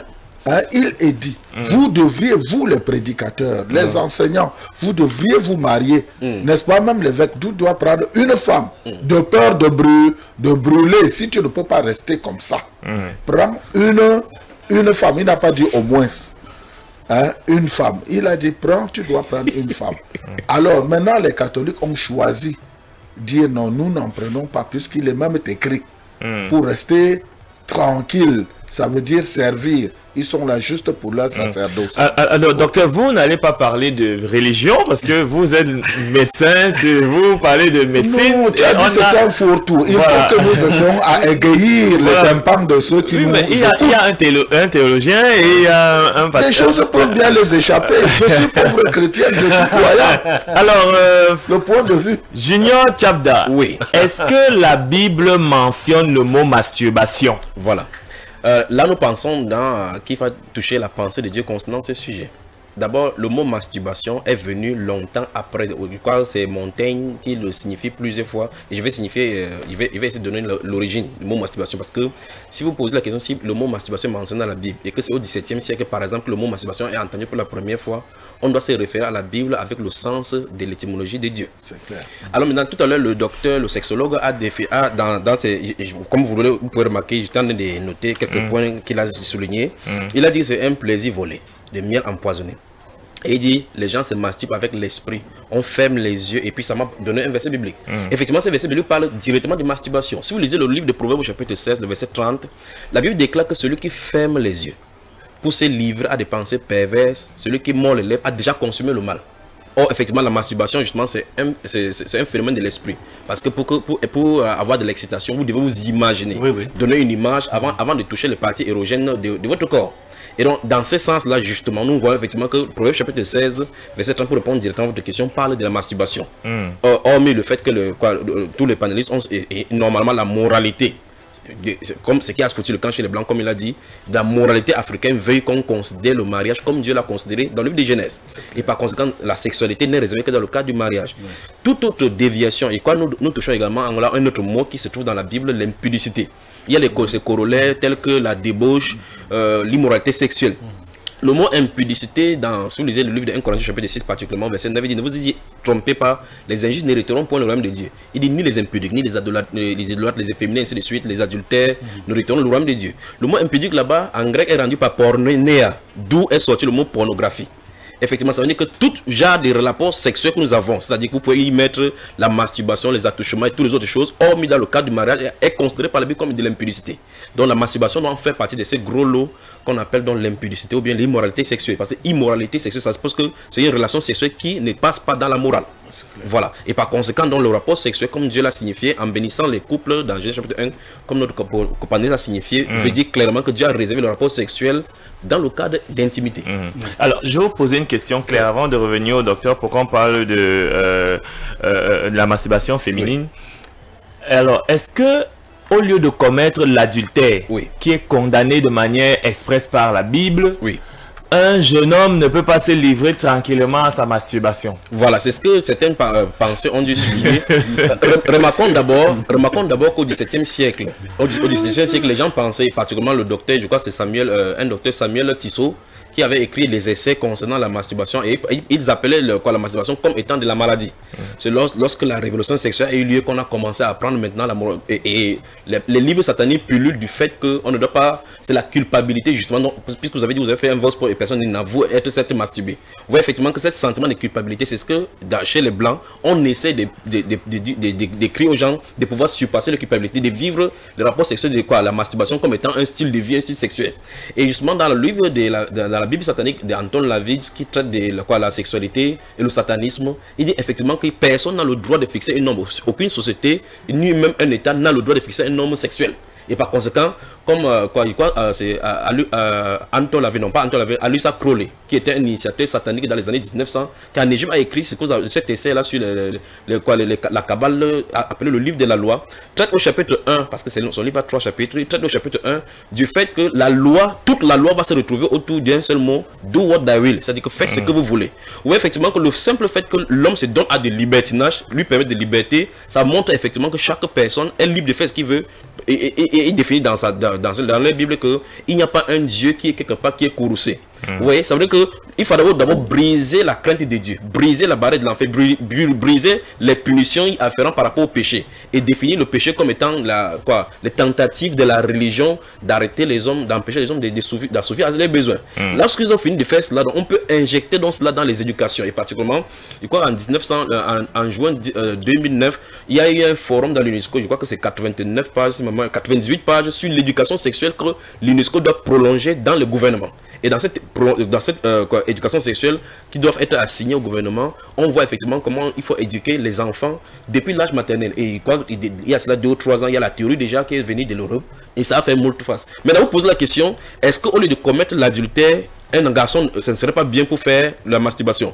Mais la Bible déclare que celui qui a condamné le mensonge condamne aussi l'homosexualité. C'est la même personne qui condamne ceci. Ça veut dire que vous serez en enfer, chacun sera dans la cellule. Il y aura la cellule de ceux qui ont commis l'adultère, il y aura la cellule de ceux qui ont fait de la masturbation. Donc si vous esquivez la masturbation, vous tombez dans le cadre des adultères. Donc ça veut dire que en clair, le péché c'est le péché. Alors, monsieur le médecin Blaise Antoine, alors comment se passe la masturbation féminine? Déjà, est-ce que elle est plus dangereuse que la masturbation masculine? Parce que vous avez expliqué tout à l'heure que la masturbation masculine, c'est avec, je sais pas, du savon ou un lubrifiant, un mouvement va-et-vient. Go-cam. Alors, comment se passe la masturbation féminine? C'est même la pratique la plus rapide chez les femmes. Ah bon? La plus rapide chez les femmes. Il suffit qu'elle se met même debout, comme vous le faites aussi souvent là, vous les jeunes. Elle pointe le majeur sur le clitoris, elle appuie en frottant un peu, en le bougeant un peu, 2-3 secondes, elle a éjaculé. Ah bon? Ouais, elle se libère. Bon, il y a une technique, enfin, je voulais vous poser la question de savoir, il y a des femmes en Europe qui estiment que en retenant les urines pendant très longtemps, vous voyez, quand elles vont aux toilettes et qu'elles font pipi, elles ressentent l'extase jusqu'au niveau du dos. Alors, est-ce que c'est une forme de masturbation aussi, retenir ses urines pendant longtemps? Non, ça, quand tu dis même retenir les urines pendant longtemps, quand elles se libèrent, je crois que c'est les reins qui se sentent à l'aise, ce n'est même pas la hanche, parce que quand tu dis sur le dos, tout ce qu'on peut ressentir après avoir libéré la vessie, c'est les reins, parce que quand les reins ont fait les trop pleins de déchets, et vous n'avez pas évacué, et quand vous libérez, ils se sentent aussi, ils se libèrent, et puis quand on parle de se masturber, c'est atteindre l'orgasme. La femme atteint l'orgasme, c'est à l'intérieur parce que ça commence là-bas au cervelet, ça descend la colonne vertébrale, ça fait un vent, ça fait ça, comme un courant électrique. On ne peut pas aller faire pipi et puis éjaculer. C'est comme quelqu'un ne peut pas au même moment qu'on fait les selles, on libère aussi la vessie. Vous ne pouvez jamais réussir. Vous étouffez votre prostate. On doit soit d'abord faire pipi et ensuite, on doit faire les selles. Donc, impossible qu'on soit en train d'uriner et d'atteindre l'orgasme. Mais vous n'avez pas entendu parler des femmes fontaines? C'est-à-dire que lorsque... la femme fontaine, c'est celle-là qu'après une simple caresse, vous la voyez couler. C'est celle-là que nous n'aimons pas assez en Afrique. La femme fontaine, c'est celle-là qui, c'est comme si on avait versé, on avait ouvert le robinet. Dès que vous la pénétrez, c'est le fioc, fioc, fioc. C'est de ça qu'il s'agit. C'est de ça qu'il s'agit. Et docteur, pour finir avec vous, est-ce que lors de la masturbation féminine, il n'y a pas utilisation d'objets pour pénétrer le vagin? Ah bon, attends. Là, quand on parle de la masturbation, il faut faire le distinguo, n'est-ce pas, entre la provocation et la masturbation. Parce que quand tu as utilisé un pénis artificiel, n'est-ce pas, c'est vrai que tu voles l'image, mais ce n'est plus la même chose. C'est quand tu utilises le doigt. Pour la femme, c'est le majeur. Pour l'homme, c'est la paume de main. À l'aide de son pouce. Hein? Alors, quand tu utilises un pénis artificiel, c'est vrai que par abus, on dit je me suis masturbé. Non. C'est encore un autre langage. Tu as entretenu des relations sexuelles coupables. Ça veut dire tout simplement que le mari, l'homme de tous les jours, il n'est pas là. Et il t'a dit, vas-y. Elles le font souvent en bavardant. Joseph, non, vraiment Herman, c'est bien, vas-y. C'est ce pénis artificiel qui remplace le pénis de leur homme. Tu comprends? Parce que quand elles envoient plus loin, il y a la forme du bas de ce pénis artificiel qui représente les testicules. Quand ça se cogne là, elle a son nom. Contrairement à un doigt où elle ne met pas dans le vagin, mais elle dépose sur le clitoris. Voilà où est la différence. Pour elle, et pour des personnes, donc, des personnes qui utilisent ce pénis, nous n'avons pas assez de condamnation. Pourquoi? Parce que quand tu regardes dans l'histoire, on a donné beaucoup de pénis, on a distribué beaucoup de pénis aux femmes des militaires à l'époque. Quand tu devais quitter, on a donné même à nos mamans, pas à ta mère, parce que ta mère peut être seulement ma petite soeur. Elle n'a pas l'âge. Quand les tirailleurs, les creuseurs d'orange partaient, quand on venait prendre les tirailleurs ici pour partir là, les personnes un peu aguerries, on les remettait des pénis pour qu'ils laissent à leur femme, à leur épouse. Et ils utilisaient. Ils montraient à la femme, voilà comment tu vas faire. Et appelle mon nom, Blaise Antoine. Blaise Antoine, et tu as là, et puis tu atteins l'orgasme. Là, c'était pour mettre, parce qu'on parle là de l'infidélité, c'était pour mettre la barrière, que cette dernière ne reste pas allée commettre l'infidélité en l'absence de son mari. Justement, Edmond Kamgia, il y a une auditrice qui nous a confié que son mari est marin et il va souvent passer 6 mois en mer. Alors, lorsqu'il n'est pas là, elle a recours à cette méthode-là, elle se masturbe. Est-ce que dans ce cas-là, l'Église catholique dont vous êtes proche peut comprendre la masturbation? Non. L'Église désapprouve. Parce que ce n'est pas une pratique normale, humaine. Enfin, elle est humaine, mais elle n'est pas normale, elle n'est pas approuvée. L'Église ne l'approuve pas. Parce que ça fait partie des impudicités dont on parlait tout à l'heure. C'est-à-dire une pratique sexuelle qui ne rentre pas dans la morale sexuelle ordinaire. En réalité, ce sont des subterfuges que nous utilisons. C'est-à-dire que nous, les hommes comme des femmes, on trouve des subterfuges pour pouvoir se consoler, se donner du plaisir, mais c'est un plaisir égoïste. Chaque fois qu'on se donne un plaisir égoïste, il y a un problème. Parce que ça se passe dans la tête. La masturbation, je dois l'avouer, ici, c'est un phénomène qui arrive à tous les hommes, à toutes les femmes, jeunes, personnes âgées, mariées. Les raisons sont diverses et variées. Ce que peut faire cette dame, dont le marin va en mer tout le temps, elle peut prier. Elle peut penser profondément à son homme. Elle peut penser profondément à son homme. Ça peut lui créer des situations, ça peut créer des situations émotives en elle. Mais elle n'est pas forcée, elle n'est pas obligée de se masturber. Elle n'est pas obligée. Elle n'est pas obligée de se masturber pour se consoler. Elle n'est pas obligée de se masturber. C'est ce que je peux vous dire. Alors, Junior Tchabda, est-ce qu'une femme qui est mariée, c'est-à-dire qu'une femme, elle est mariée, elle a l'habitude d'être avec son époux tous les jours. Est-ce que l'absence prolongée ne peut pas être comprise par vous dans vos milieux? Alors, il faut qu'on comprenne, on faut se comprendre. C'est Dieu qui a créé l'homme et la femme et il a signifié ses lois. Ce n'est pas nous, les dirigeants de l'église ou bien des enseignants qui devons donner la normalité maintenant. C'est que nous tous nous respectons. Puisque moi je suis marié, la même chose qu'il dit aux gens, je dois le pratiquer, sinon je serais un hypocrite. Vous voyez? Donc je ne peux pas dire que non, ok, moins dans ce cas-là, cas A, nous essayons de comprendre. Il faut la comprendre. Non, ce n'est pas nous qui fixons les normes et nous ne pouvons pas essayer de détourner la loi de Dieu pour des cas spécifiques. D'accord, bon. Adam, avant que Ève n'arrive, il faisait comment? Il n'en connaissait rien par rapport à la possession parce qu'il était dans la perfection la plus parfaite. Ok. Permettez-moi j'aimerais, parce que nous sommes au moins sur un point ici, parce que j'étais surpris d'entendre le sexologue parler que la valeur morale a foutu le camp. Je crois que s'il est sur un plateau de télévision ou de radio avec les sexologues européens, il aura mal à partir avec ces idées là, parce qu'en réalité depuis la révolution sexuelle des 1970, presque tous les moyens de sexologie parle de la masturbation comme bon, effectivement les sexologues donnent les vertus de la masturbation. On en parlera. Et par conséquent, j'aimerais bien, si vous le permettez un instant, donner la définition, les définitions étymologiques, parce que même l'étymologie cache souvent des pensées derrière.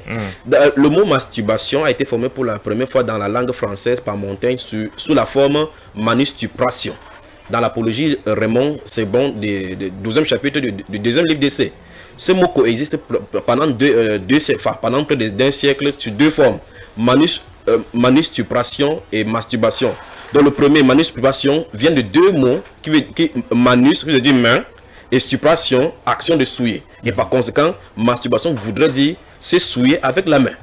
Voilà. Et la masturbation est donc le fait de se souiller avec la main ou se donner de la stupide, c'est-à-dire plaisir honteux par la main. Et par conséquent, toute personne qui le fait effectivement en train de se souiller avec la main.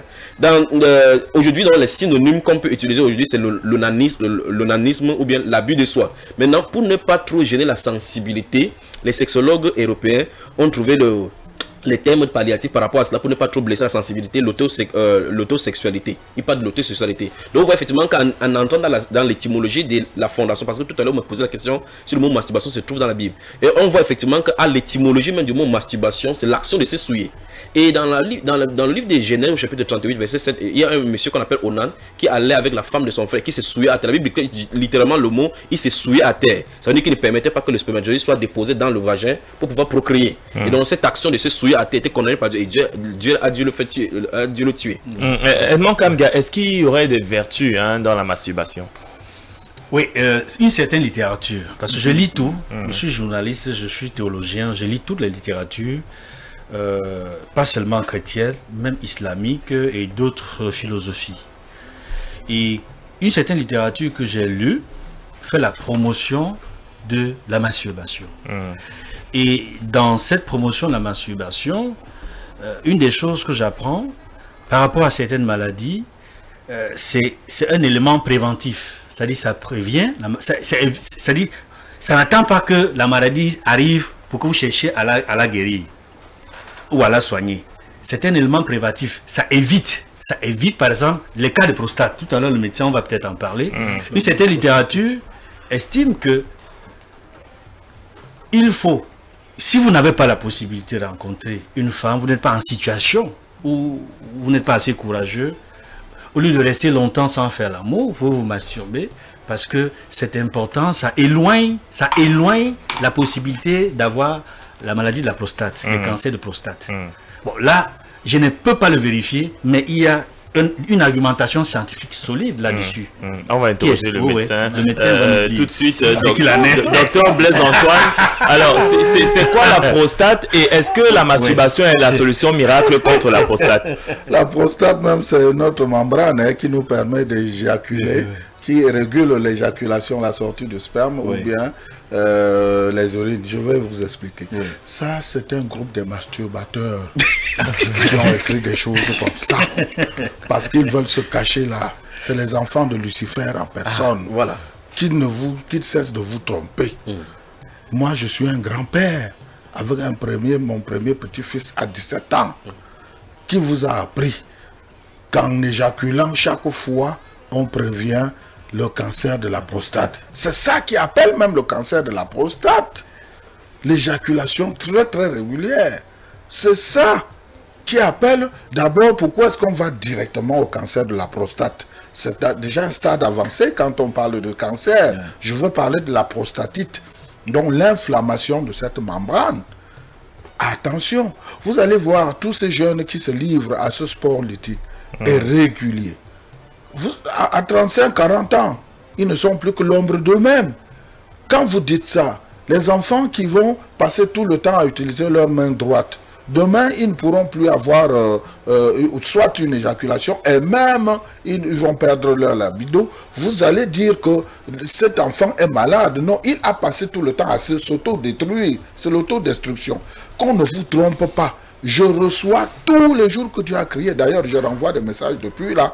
Je reçois tous les jours que Dieu a créé des personnes qui souffrent de l'inflammation de la prostate. Dû à quoi? Trop d'éjaculation. Trop d'éjaculation. cette membrane nous sert chaque fois, voilà son travail. Malheureusement, on n'est pas à la télévision pour qu'on voit le geste que je fais. Donc, chaque fois, oui, imaginez donc les éjaculeurs là. Ils ont le temps de voilà.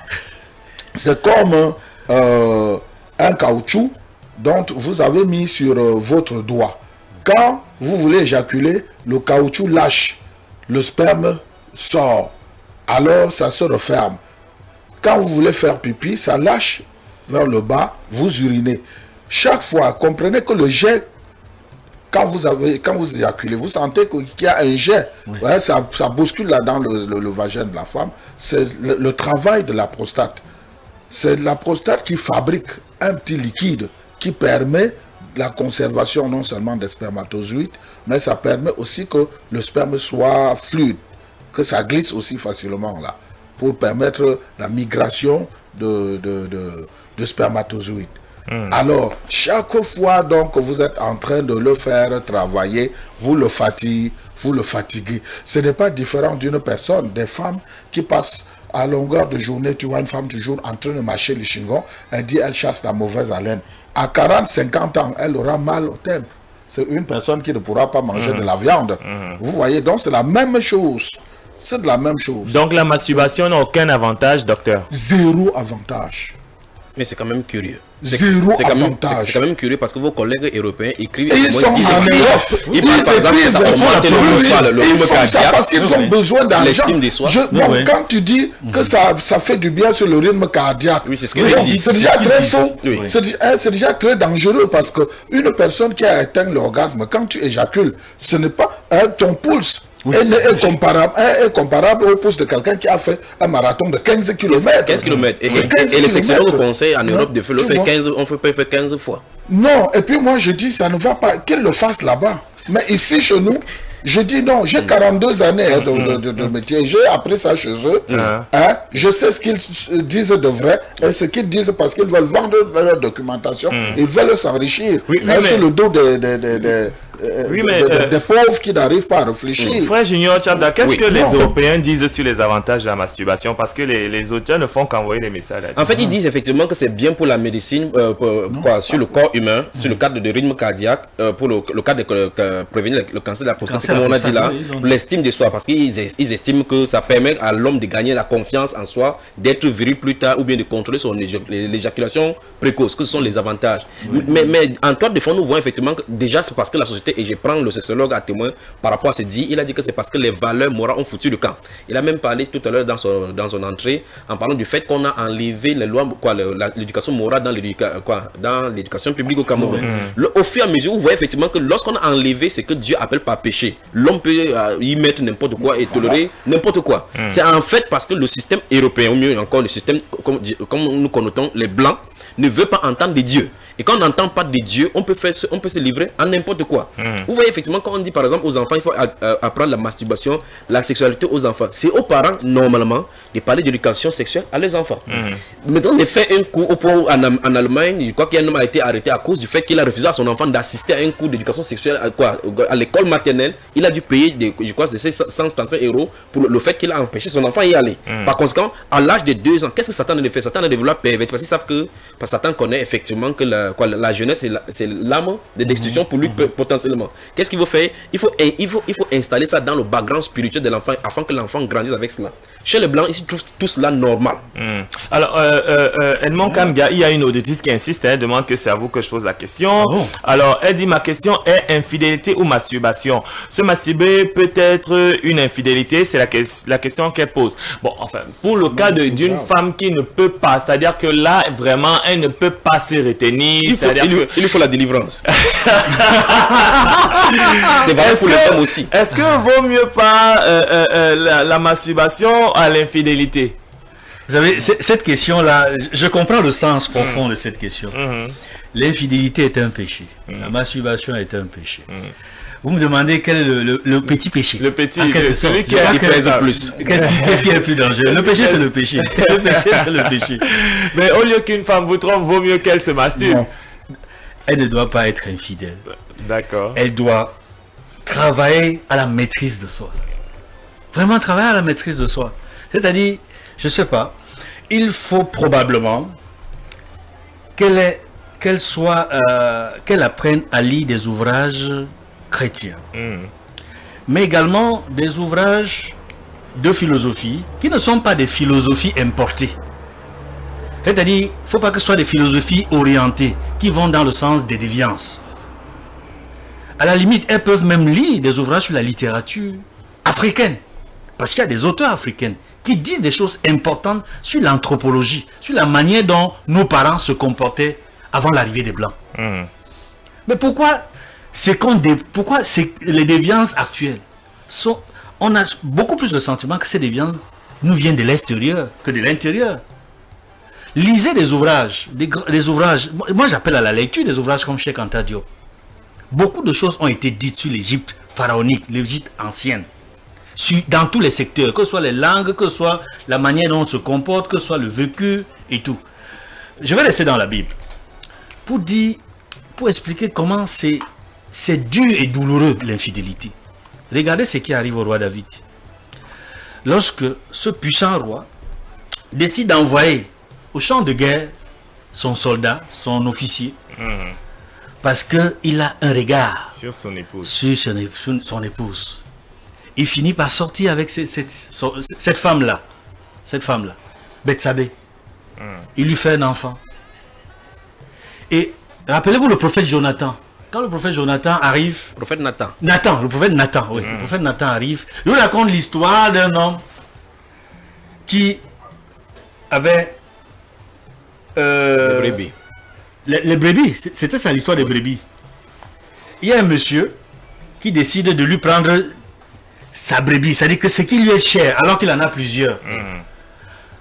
Le roi David il demande conseil au roi David, mais comment est-ce qu'on doit agir dans ce cas?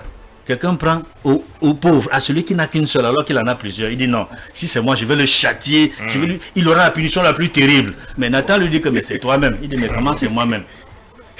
Mais c'est toi-même qui as pris la chose qui est chère à quelqu'un qui n'est rien. Tu as envoyé, n'est-ce pas, le soldat, l'officier en guerre et tu as pris sa femme. Alors là, il est tout ahuri. Tu sais, vous savez comment Dieu l'a sanctionné? D'abord, cet enfant qui est né de cet adultère est décédé.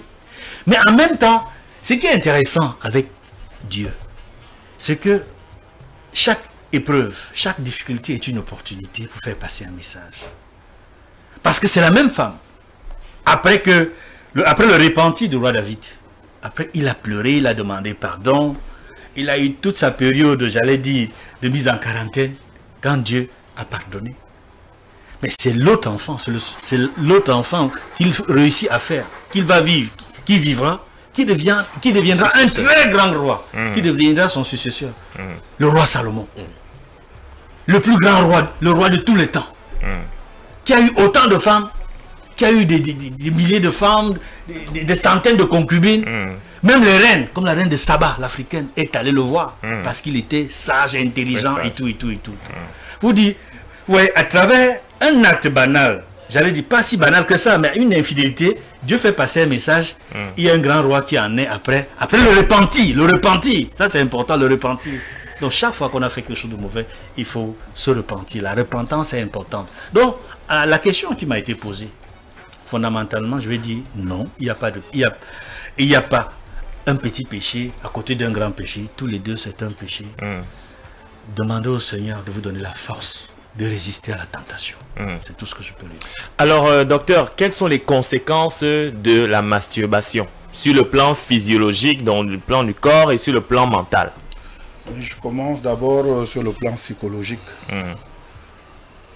Vous verrez, les adolescents qui ont passé le temps à se masturber ont un raisonnement pas très correct. Ils sont dingues. Vous voyez, pour peu,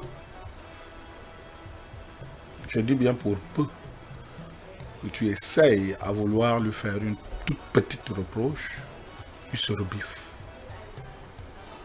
C'est des enfants ou c'est des personnes qui ne conversent jamais en vous regardant face à face. Ils ont toujours une peur dans le cœur. Ils se disent toujours celui-ci peut savoir que je commets deux péchés, que je me masturbe. Et demander à une personne qui se masturbe, pose-lui la question. Fais un peu comme à l'école primaire. 3 plus 2, moins 1 plus 2. Il va te dire carrément 9. Parce que sa seule stabilité, c'est quand il veut se masturber. Il n'est plus équilibré. C'est des personnes, pour les adultes, tu verras quelqu'un qui tient son téléphone dans sa main droite, remet à la main gauche, fouille les poches, tu lui demandes, mais qu'est-ce que tu fouilles, Blaise Antoine? Il dit, je cherche mon téléphone. Mais tu dis, voilà ton téléphone dans la main. C'est les conséquences néfastes de la masturbation. Ça, c'est psychologique. Physiologique.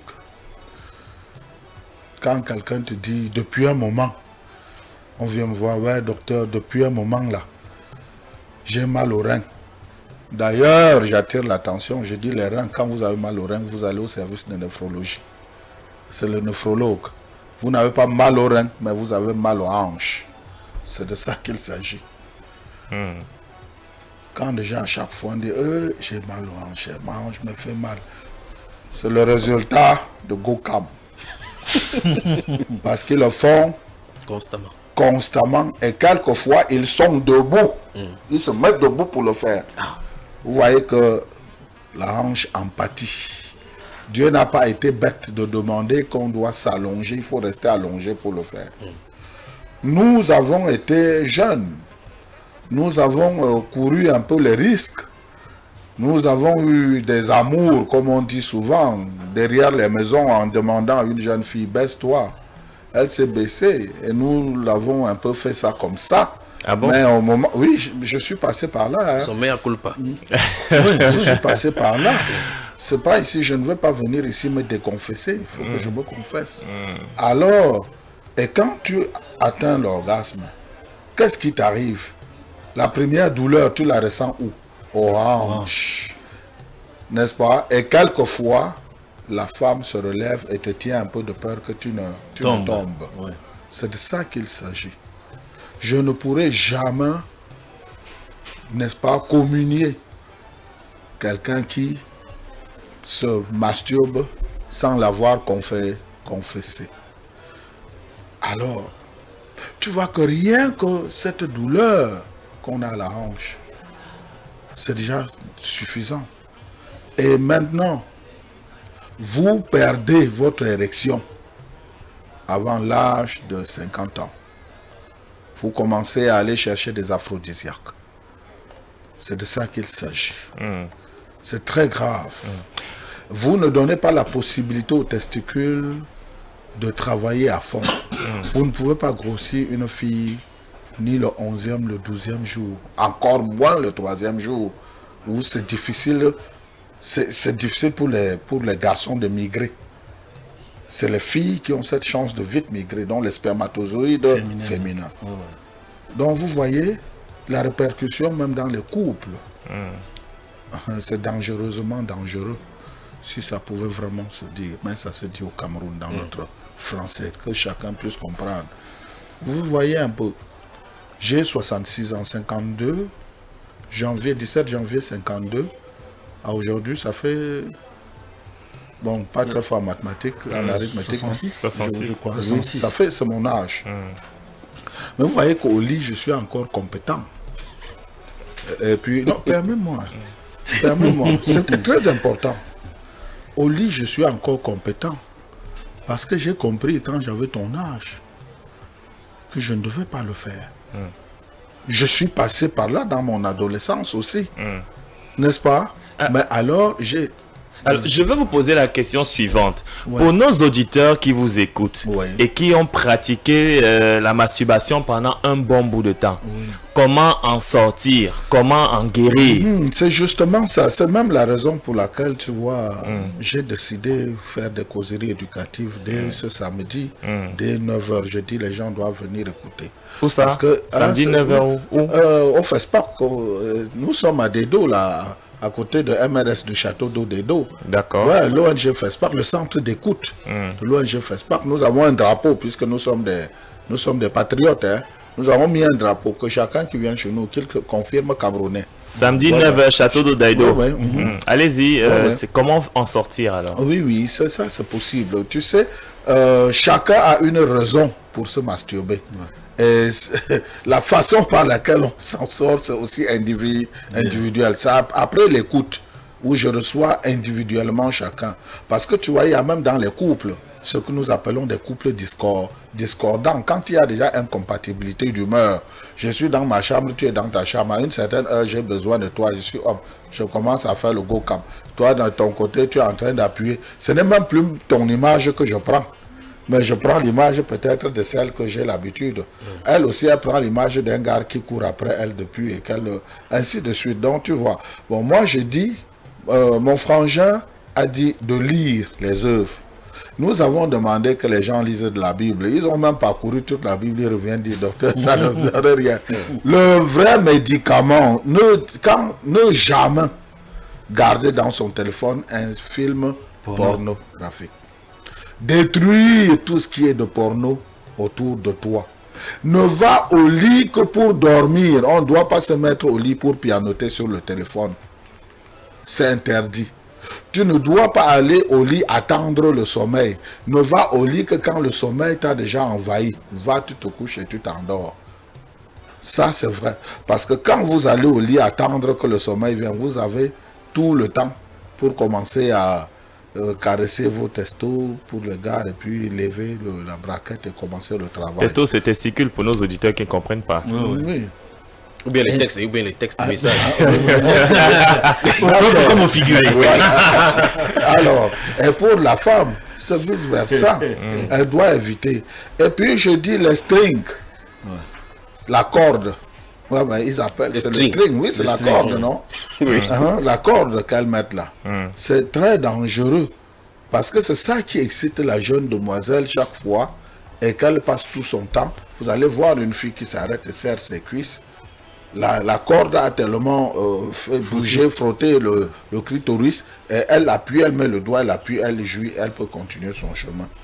C'est pour cela que, en les déshabillant parfois, vous voyez qu'elles ont mis un tampon là-dedans. Tu sais que je prélève pour le prélèvement, je fais le prélèvement cervico-vaginal, puisqu'on a un laboratoire pour les jeunes.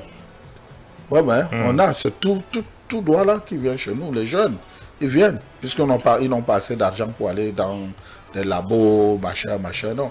Médecins sans frontières, pour qui j'ai travaillé toute ma vie, a mis comme un laboratoire, et puis les jeunes viennent suffisamment. Donc, avec le coton qu'ils mettent, ils prennent sa main, ils mettent. Et c'est ça qui absorbe chaque fois. C'est pour cela que tu ne verras jamais couler sur leurs pantalons. Le soir, elles arrivent à la maison, elles enlèvent et elles jettent. Voilà un peu ça. Alors, pour sortir, on sort de cette émission. Alors, frère Junior Tchabda, est-ce que la masturbation ne conduit pas directement vers le lesbianisme et l'homosexualité? Quelqu'un qui a pris l'habitude de se donner des plaisirs seul peut commencer à se donner des plaisirs à deux avec quelqu'un du même sexe? Est-ce que ça ne conduit pas vers là? Je crois qu'en sexologie, les gens ont catégorisé les différents styles de masturbation. Là où nous venons de sortir dans la masturbation compulsive, c'est-à-dire que l'addiction au niveau de l'incontrôlabilité de la personne qui le fait. Mais il peut arriver parce qu'il y a les masturbations par groupe, ce qu'on appelle le masochisme, et ainsi de suite, les voyeurs, et ainsi de suite. Donc ça peut impliquer aussi ces domaines-là. Mais je m'aimerais prendre pour mon compte la question que vous avez posée à notre papa ici, comment faire pour s'en sortir. Il a utilisé la casquette des sexologues pour essayer de donner les différentes choses qu'il faut éliminer. C'est ce qu'on pourrait appeler le dogme du sexologue. Voilà, vous allez nous donner la vision de l'Église. Absolument, pas de l'Église, mais de la parole de Dieu. Parce il l'a dit effectivement. Parce que la chose c'est, lorsque quelque chose a touché votre cerveau, lorsque l'esprit, vous êtes sous l'influence de l'esprit, c'est ça vous entendez que quelqu'un ne parvient pas à s'arrêter. Sur le plan humain, sur le plan du scientifisme, on parle de l'addiction. Ce sont les terminologies qu'on essaie d'utiliser pour masquer en réalité le domaine spirituel. Parce qu'en réalité, lorsque quelque chose n'est plus sous votre contrôle, vous êtes contrôlé par un autre être. Parce qu'en réalité, ça veut dire que la personne est possédée. Quand vous voyez que quelqu'un ne parvient pas à s'arrêter, ce n'est pas le cas de la masturbation seulement, il y a le cas de la cigarette. Il y a des gens qui ne parviennent pas à s'arrêter, il y a des gens qui ne parviennent pas à... Il y a des gens qui sont colériques, et que moins de petites choses, il est irrité. Ou effectivement, il est sous une expulsion. Maintenant, qu'est-ce que la Bible déclare? au-delà du fait qu'il faut lire, parce que si quelqu'un est possédé, vous ne pouvez pas être enchaîné dans une maison et que quelqu'un vous dit effectivement que récite du fait que tu dois être libre. Quand vous allez beau réciter, vous serez à l'intérieur de la prison. Il faut donc une aide extérieure pour venir vous retirer de là-bas. L'apôtre Pierre, quand il était dans Actes chapitre 12, il était en prison, bien qu'il soit rempli du Saint-Esprit, bien que jusqu'il lui ait donné le capitaine de l'équipe, il a fallu un ange pour venir ouvrir la prison pour qu'il puisse en sortir. Lorsqu'il est sorti, maintenant, il pouvait manifester la gloire de Dieu. Donc, quand quelqu'un est possédé, ça veut dire que l'esprit loge à l'intérieur pour prendre position, parce qu'il faut comprendre effectivement le but de cette pornographie. Là, le sexologue signifie effectivement qu'il faut dealer les images de pornographie. Nous sommes influencés jour après jour dans les télévisions, dans les médias, que ce soit les films, les publicités, les séries qu'on voit, la nudité exposée et que les images qui s'impriment, dans notre cerveau, ce sont les choses que les gens utilisent pour pouvoir se masturber. Parce que les films que nous voyons à longueur de journée, Internet, à port de téléphone, les gens peuvent entrer dans la pornographie à tout bout du champ. Donc ouais, effectivement qu'en réalité, c'est l'invasion de notre culture par les masses médias, c'est le côté négatif de cela.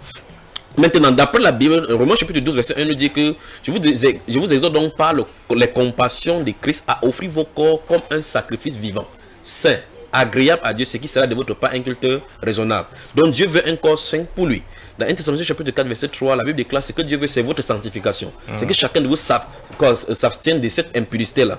Et par conséquent, donc, tous ceux pour les auditeurs qui nous entendent et qui se masturbent et qui ne parviennent pas à s'arrêter, parce que même dans le cas du mariage, ça se passe. Votre partenaire peut être là et la personne n'est pas satisfaite par son partenaire sexuel, qui est sa propre femme. Donc, on voit effectivement que c'est un vrai problème. Et par conséquent, il faut rechercher la délivrance. Donc, en matière de masturbation, il faut être délivré. Alors, Edmond Kamga, quelle est la vision de l'Église en tant que théologien concernant la masturbation, la vision de l'Église, notamment l'Église catholique? D'abord, je voudrais rebondir un peu à ce que vient de dire le frère Chabda. La délivrance, je ne sais pas en quoi consiste la délivrance dont il parle, parce que c'est un concept global qui peut consister à beaucoup de choses qui peut susceptible de nuire aussi. Je ne sais pas qu'est-ce qu'il met dans délivrance. Délivrer la personne comment? Est-ce que la personne est possédée? La masturbation, ce n'est pas une possession. Non, ce n'est pas une possession diabolique. C'est une attitude, c'est une posture à un moment donné. C'est un peu comme l'homosexualité. Qui est liée à une influence. Et vous l'avez si bien dit, l'influence, les masses médias, le médecin l'a dit, les images porno, ça suscite en vous des envies. Moi, je pense que c'est plutôt de ce côté, c'est pas une question de délivrance. Ça dit, qui viendrait délivrer? Le prêtre, le pasteur? Vous savez, il y a beaucoup de choses qui se font et qu'il faut dénoncer ici. On a vu des pasteurs de certaines églises réveillées et autres qui disent qu'ils vont vous délivrer, mais en fait, ils vous plongent dans ce qui est diabolique. C'est-à-dire quoi? Ils font venir, c'est-à-dire qu'ils couchent avec les femmes des gens, les filles des gens, et ils disent qu'ils la délivrent, ou alors qu'ils lui donnent la possibilité de faire... non, je dis c'est grave. Faisons très attention avec ces concepts de délivrance. Parce que quand vous appelez le diable, il vient. Donc, ne disons pas délivrance pour délivrance. Je ne suis pas d'accord avec ce concept de délivrance. Par contre, ils doivent se faire écouter. Ils doivent se faire écouter. C'est important. Ils doivent se faire écouter. Au centre d'écoute. C'est-à-dire, samedi 9h, à Daïdo. Oui. Non, ce que je voudrais ajouter, à tout ce qu'on a dit tantôt, parce que c'est quand même des questions personnelles qui concernent des gens. Exactement. Les gens en souffrent, les hommes comme les femmes. Oui. Donc, dans des situations comme celle-là, vous pouvez approcher des personnes, des autorités compétentes. Ça peut être un médecin, comme le médecin en parlait tout à l'heure. L'écoute est très importante. Il y a de l'écoute médicale. Il y a l'écoute des services sociaux. Il y a des centres qui existent ici à Douala.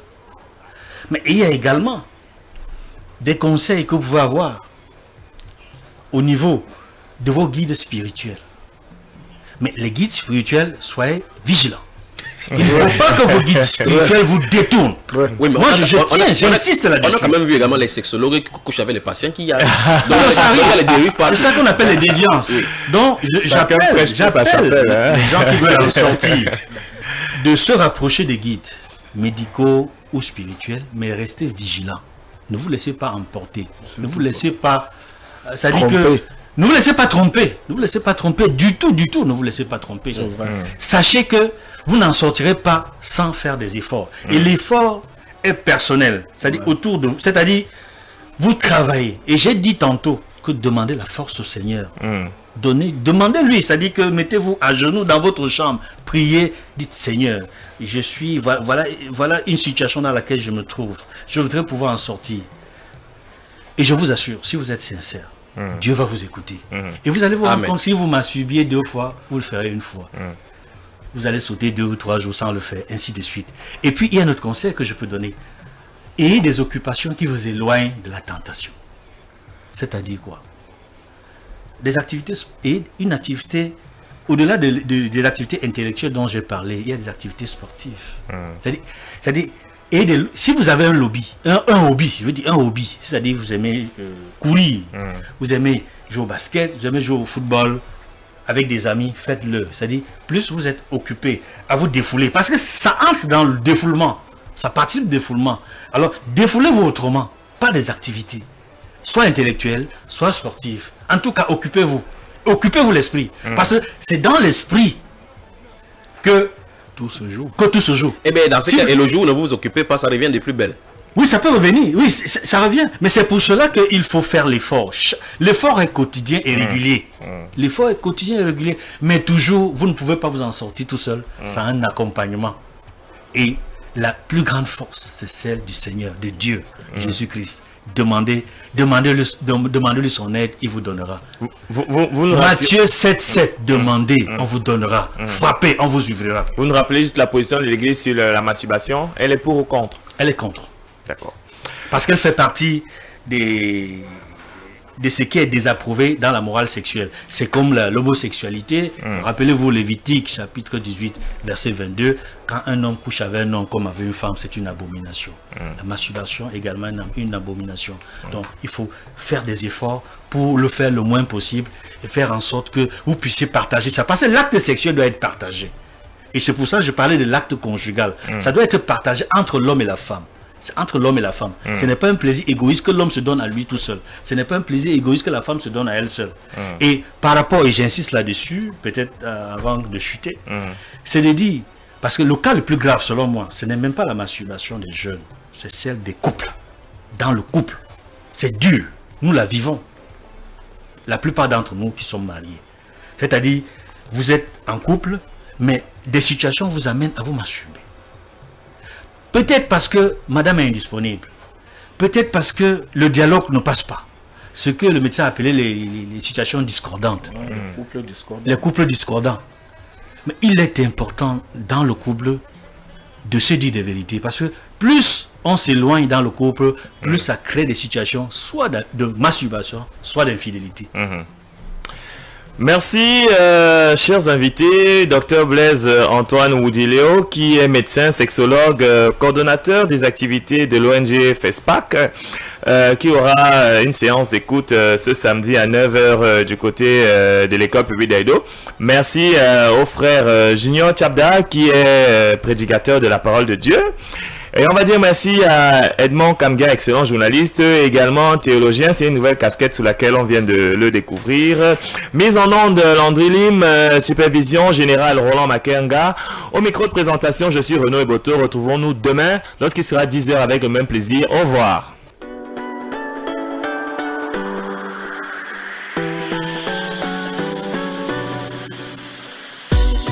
Les débats de société s'invitent sur Miango FM.